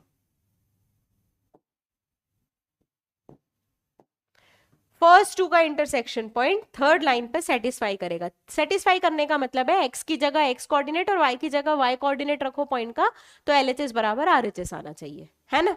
तो देखो पहली दो लाइन का इंटरसेक्शन पॉइंट, पहली दो लाइन को ऐड करो तो 5x - 5 इक्वल्स टू 0 यानी x is equals to 1।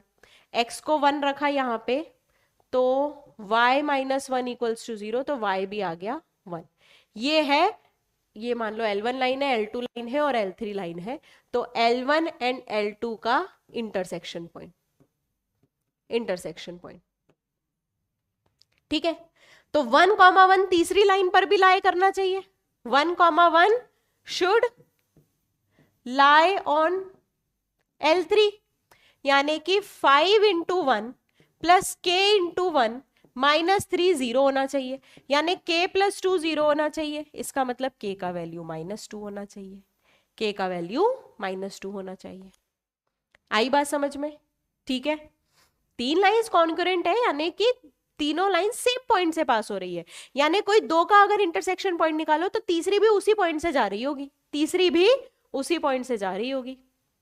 Find the distance of line this from point 41 measured along the line making an angle of 135 degree with positive x-axis। अब देखो, अब question बदल गया है ना।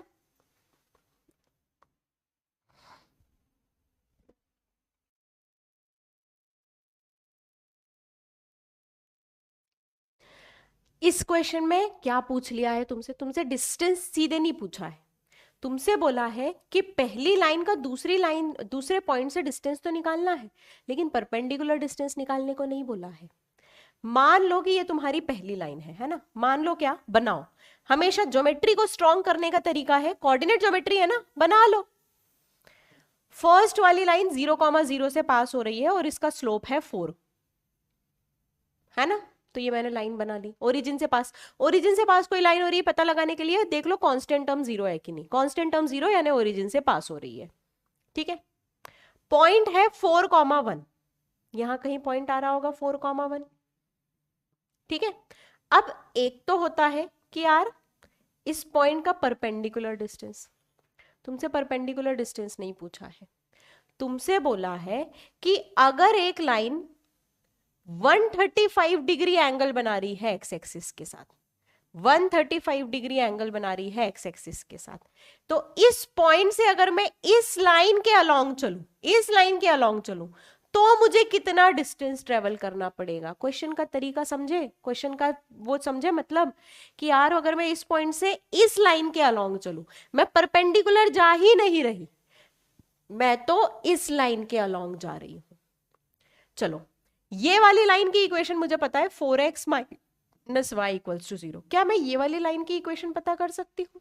हाँ, क्योंकि इसके ऊपर एक पॉइंट है और इसका इंक्लिनेशन पता है यानी स्लोप पता है, इसका इंक्लिनेशन पता है यानी स्लोप पता है। तो सेकेंड वाली लाइन की इक्वेशन हो जाएगी y minus y1 equals to slope, slope है 10 135 यानी -1 इंटू एक्स माइनस 4, यानी लाइन की इक्वेशन हो जाएगी -x+4 यानी कि x plus Y equals to 5। Line की इक्वेशन क्या हो जाएगी? x plus Y equals to 5। तो अब देखो, अब देखो, ये लाइन है, ये लाइन है, ये पॉइंट है 4,1, ये वाली लाइन क्या है? x plus Y equals to 5, ये वाली लाइन क्या है? 4x minus Y equals to 0। और तुमको ये डिस्टेंस निकालना है, ये डिस्टेंस निकालना है। तो मैं बोल रही हूँ यार ये दोनों लाइन का इंटरसेक्शन पॉइंट निकाल लो और ये डिस्टेंस निकाल लो, है ना। तो इन दोनों लाइन का इंटरसेक्शन पॉइंट क्या हो जाएगा? 5x बराबर 5 यानी x बराबर 1, x बराबर 1 यानी y बराबर 4। तो ये पॉइंट है 1,4। तो दोनों के बीच में डिस्टेंस हो जाएगा, दोनों के बीच में डिस्टेंस हो जाएगा अंडर रूट ऑफ 1 माइनस 4 का होल स्क्वायर प्लस 4 माइनस 1 का होल स्क्वायर, यानी अंडर रूट ऑफ 9 प्लस 9 यानी अंडर रूट ऑफ 18, जिसको हम बोलते हैं 3√2। 3√2 आई बात समझ में? दोनों के बीच में डिस्टेंस कितना हो जाएगा? 3√2। यहां पे आपको परपेंडिकुलर डिस्टेंस निकालने को नहीं बोला था, वो बोलते तो आप सीधे फॉर्मूला लगा सकते थे। यहां पे आपको बोला कि आप इस लाइन के अलोंग जा रहे हो। कौन सी लाइन? जिसका इंक्लिनेशन 135 डिग्री है। 135 डिग्री इंक्लिनेशन है, इस लाइन के अलोंग अगर जा रहे हो तो कितनी दूरी तक जाना पड़ेगा, कितना डिस्टेंस ट्रेवल करना पड़ेगा? तो आपने बोला कुछ नहीं, लाइन की इक्वेशन लिखो, ये पॉइंट निकालो, ये पॉइंट से ये पॉइंट का जो डिस्टेंस है उतना ही तो ट्रेवल करना पड़ेगा। All right, assuming that straight lines work as plane mirror for a point, find the image of point 1,2 in the line this। देखो, आपसे बोल दिया अगर स्ट्रेट लाइन प्लेन मिरर की तरह काम कर रही है ना, x minus 3y plus 4 equals to 0, ये आपका प्लेन मिरर है। तो यहाँ पे एक पॉइंट है 1,2, उसकी इमेज क्या होगी? उसकी इमेज क्या होगी इस मिरर के रिस्पेक्ट में? उसकी इमेज क्या होगी इस मिरर के रिस्पेक्ट में? कैसे पता करें, कैसे पता करें?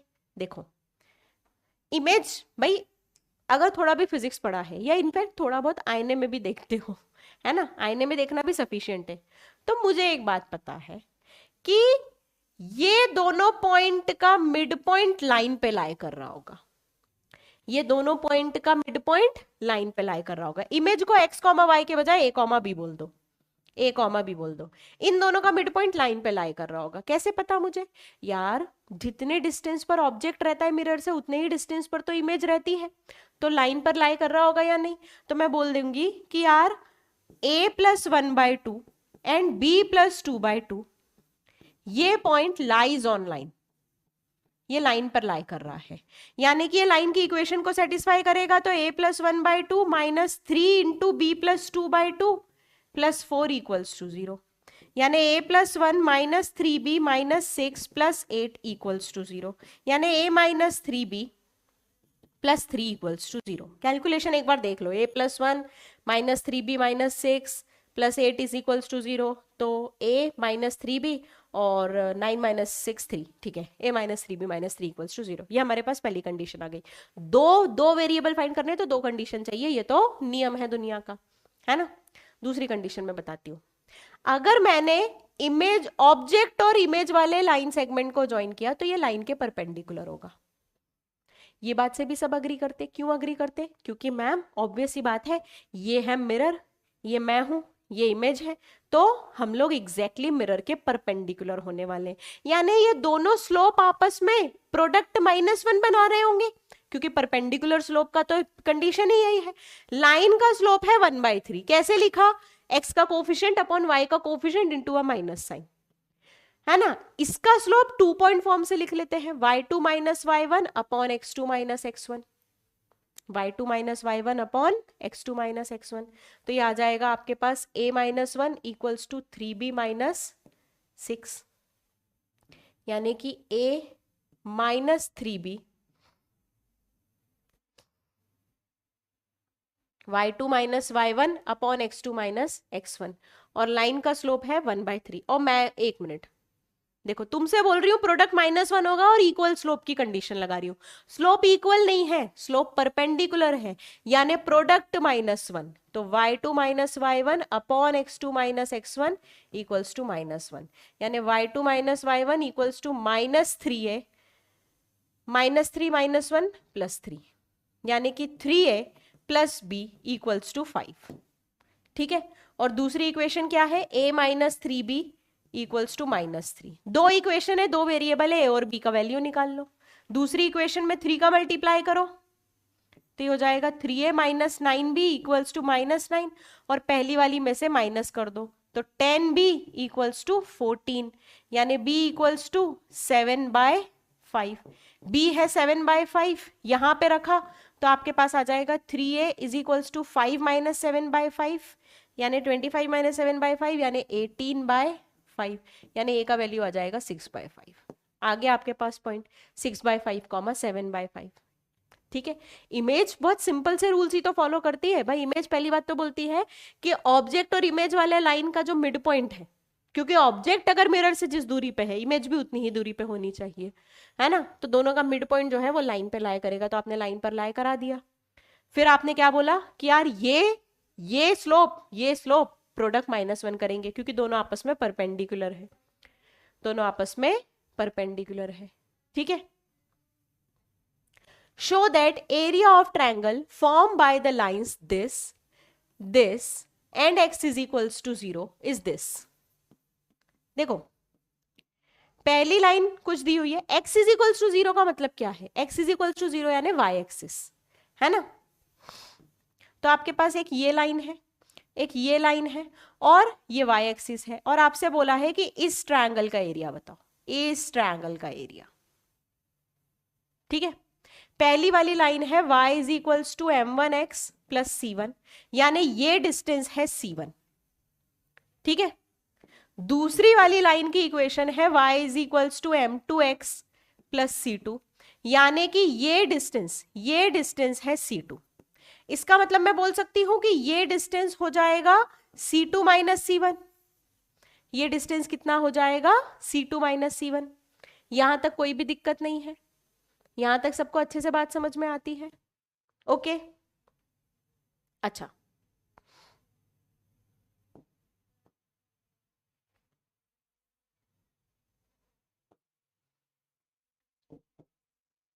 मुझे ये एरिया चाहिए, मुझे ये एरिया चाहिए, है ना। तो अगर मैं ये पॉइंट निकालूं तो ये पॉइंट का जो एक्स कोऑर्डिनेट होगा ये डिस्टेंस रहेगा। किसी भी पॉइंट का एक्स कोऑर्डिनेट उसका वाई एक्सिस से डिस्टेंस बताता है, और किसी भी पॉइंट का वाई कोऑर्डिनेट उसका एक्स एक्सिस से डिस्टेंस बताता है। तो मैं इन दोनों लाइंस का इंटरसेक्शन पॉइंट का एक्स कोऑर्डिनेट निकालने के लिए दोनों लाइंस की इक्वेशन को माइनस कर दे रही हूं। तो m1 minus m2 into X plus c1 minus c2 equals to हो गया 0, यानी x हो गया minus of c1 minus c2 upon m1 minus m2, ठीक है। तो ये डिस्टेंस आपके पास आ गया और ये है परपेंडिकुलर और ये है बेस। तो क्या मैं ट्रायंगल का एरिया बोल सकती हूं? ट्रायंगल का एरिया हो जाएगा, ट्रायंगल का एरिया हाफ पी बी, जहां पे परपेंडिकुलर आपके पास ये है और बेस आपके पास है C2 माइनस C1, यानी कि हो जाएगा हाफ P यानी कि -C1 minus C2 upon M1 minus M2 और B आपके पास है C2 minus C1। Minus sign का मल्टीप्लाई करो तो ये भी C2 माइनस C1 लिखा हुआ है, यानी हाफ C2 माइनस C1 का square upon M1 minus M2। बस एक चीज ध्यान रखनी है कि ट्रायंगल का एरिया कभी भी नेगेटिव नहीं बोलते हैं, नेगेटिव नहीं बोलते हैं तो पॉजिटिव बनाने के लिए मॉड लगाना पड़ेगा। M1 माइनस M2 पे मॉड लगाओ, क्योंकि C1 माइनस C2 का होल स्क्वायर तो हमेशा पॉजिटिव होता है, 1/2 भी पॉजिटिव है। यही चीज है जो पॉजिटिव नेगेटिव में गड़बड़ कर सकती है, तो इसके आगे मॉड लगा दिया कि हाँ भाई अब हमारा एरिया पॉजिटिव है, हमारा एरिया पॉजिटिव है।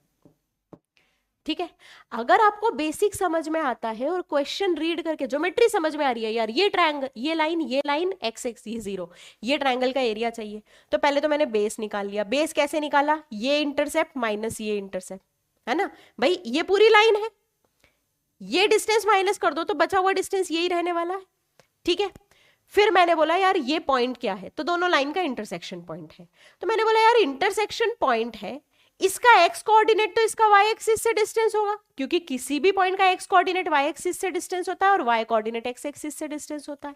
यानी कि अगर मैंने इसका एक्स कोऑर्डिनेट निकाल दिया तो मुझे ये परपेंडिकुलर डिस्टेंस मिल जाएगा वाई एक्सिस से। ठीक है, आई बात समझ में? A line is such that its segment between the lines this and this is bisected at a point 1,5. Obtain its equation. Words के मीनिंग्स को समझना। एक लाइन है 5x माइनस वाई प्लस 4, एक लाइन है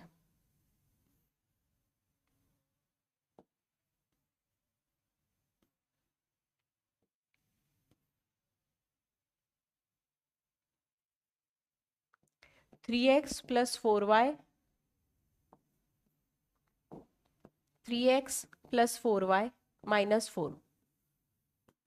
ठीक है, एक तीसरी लाइन है जो इन दोनों लाइन को इंटरसेक्ट कर रही है ना, तभी बोला गया है कि it's segment between these two lines, segment between these two lines, है ना।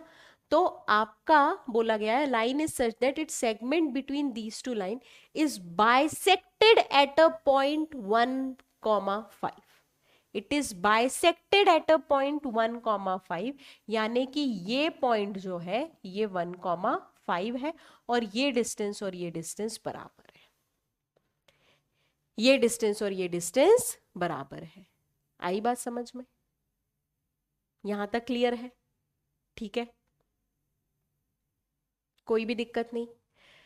A line is such that its segment between the given lines, segment between the given lines यानी दोनों लाइंस के बीच में जो उसका सेगमेंट होगा, है ना, वो बाइसेक्ट हो रहा है 1,5 पे। वो बाइसेक्ट किस पॉइंट पर हो रहा है? 1,5 पे।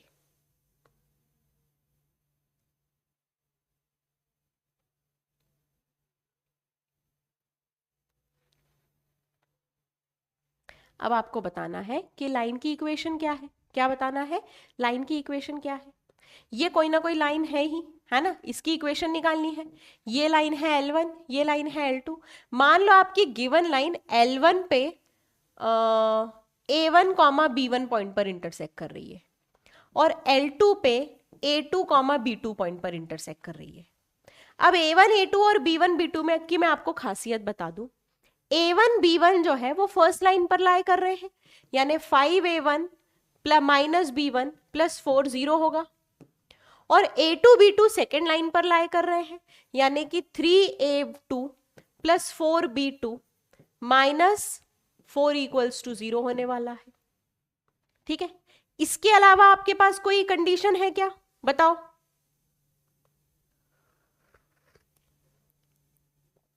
बिल्कुल है, बिल्कुल है ma'am. A1 plus A2 bye 2 1 है, और b1 प्लस b2 बाय 2 5 है, क्योंकि इन दोनों पॉइंट्स का मिड पॉइंट है 1,5। इन दोनों पॉइंट्स का मिड पॉइंट है 1,5। 4 पॉइंट है, 4 इक्वेशन है, सॉल्व करनी है हमको, है ना। तो पहले तो मैं a1 की जगह यहां पे लिख दूंगी 2 माइनस a2, और b1 की जगह यहां पे लिख दूंगी 10 माइनस 5, 10 माइनस b2। ठीक है, तो a1 b1 का की जगह यहां पे लिख दिया 2 minus a2 minus 10 minus b2 plus 4 equals to 0। तो ये आ गया 10 minus 5a2 minus 10 plus b2 plus 4 equals to 0, यानी minus 5a2 plus b2 plus 4 equals to 0। ठीक है, minus 5a2 plus b2 plus 4 equals to 0। ठीक है, a2 b2 में दो इक्वेशन है, दो वेरिएबल है। सॉल्व करने के लिए सेकेंड वाली इक्वेशन में 4 का मल्टीप्लाई कर देते हैं, तो ये हो जाएगा minus 20a2 plus 4b2 plus 16 equals to 0। अब इन दोनों को माइनस किया तो क्या आ जाएगा 23a2, है ना, माइनस 20 इक्वल्स टू 0, यानी कि a2 is equals to 20/23। a2 का वैल्यू कितना आ गया 20/23। इसी तरीके से b2 का वैल्यू निकाल लेते हैं, माइनस 100/23 प्लस 23 इंटू 4 कितना होता है 80 92, है ना। तो ये हो जाएगा b2 हो जाएगा 8/23। देखो ये है माइनस 100/23 प्लस 4 यानी माइनस 100 प्लस 92/23 यानी माइनस 8/23। इधर ले गए तो प्लस 8/23। a2 b2 आ गया आपके पास। a2 b2 क्या आ गया 20/23 कॉमा 8/23। अब L लाइन के ऊपर दो पॉइंट आ गए, एक तो a2 b2 और एक 1,5। दो पॉइंट है तो दो पॉइंट का फॉर्म लगा के 2 पॉइंट फॉर्म लगा के लाइन की इक्वेशन निकाल लो। 2 पॉइंट फॉर्म लगाकर लाइन की इक्वेशन निकाल लो। आई बात समझ में, है ना।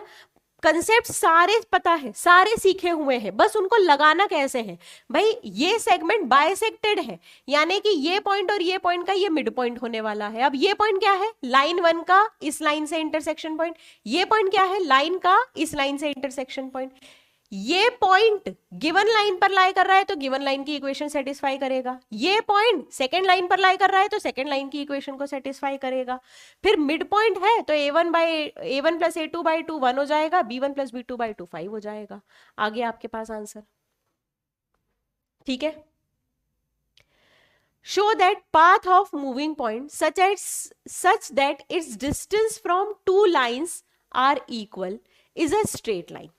एक पॉइंट है, पॉइंट मान लो x, y है, उसका इन दोनों लाइन से डिस्टेंस सेम है। अगर उसका इस दोनों लाइन से, पहली लाइन से डिस्टेंस कितना हो जाएगा 3x minus 2y minus 5 upon under root of 13, और दूसरी लाइन से डिस्टेंस कितना हो जाएगा 3x plus 2y minus 5 upon under root of 13, और ये दोनों डिस्टेंसेस बराबर है।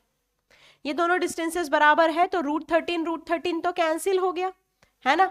मॉड हटाओगे तो प्लस माइनस लगेगा, तो या तो आएगा 3x minus 2y minus 5 is equals to 3x plus 2y minus 5, और 3x minus 2y minus 5 is equals to minus 3x minus 2y plus 5। ठीक है, यहां में आपके पास 3x कैंसिल, माइनस 5 कैंसिल, तो y इज इक्वल्स टू 0 आ गया, और यहाँ पे माइनस 2y कैंसिल, तो 6x इज इक्वल्स टू 10 यानी x इज इक्वल्स टू 5/3 आ गया। ये आ गई लाइंस की इक्वेशन। ठीक है, आई बात समझ में। Show that path of moving point such that it's distance from two lines, तो दोनों लाइन से डिस्टेंस बराबर है, तो हमने दोनों लाइन से डिस्टेंस निकाला, है ना, दोनों लाइन से उसका डिस्टेंस इक्वेट कर दिया। तो x, y का पहले लाइन से डिस्टेंस और x, y का दूसरी लाइन से डिस्टेंस। Okay, all right. तो आज की क्लास में हमने स्ट्रेट लाइंस के सारे concept including the examples that are given in NCERT वो कंप्लीट किया है। एनसीईआरटी पंच के कंटिन्यूएशन वाले नेक्स्ट लेक्चर में हम लोग बैक एक्सरसाइज के सारे इंपॉर्टेंट क्वेश्चन करेंगे। ठीक है बच्चा लोग, so that's all for today, good day everyone.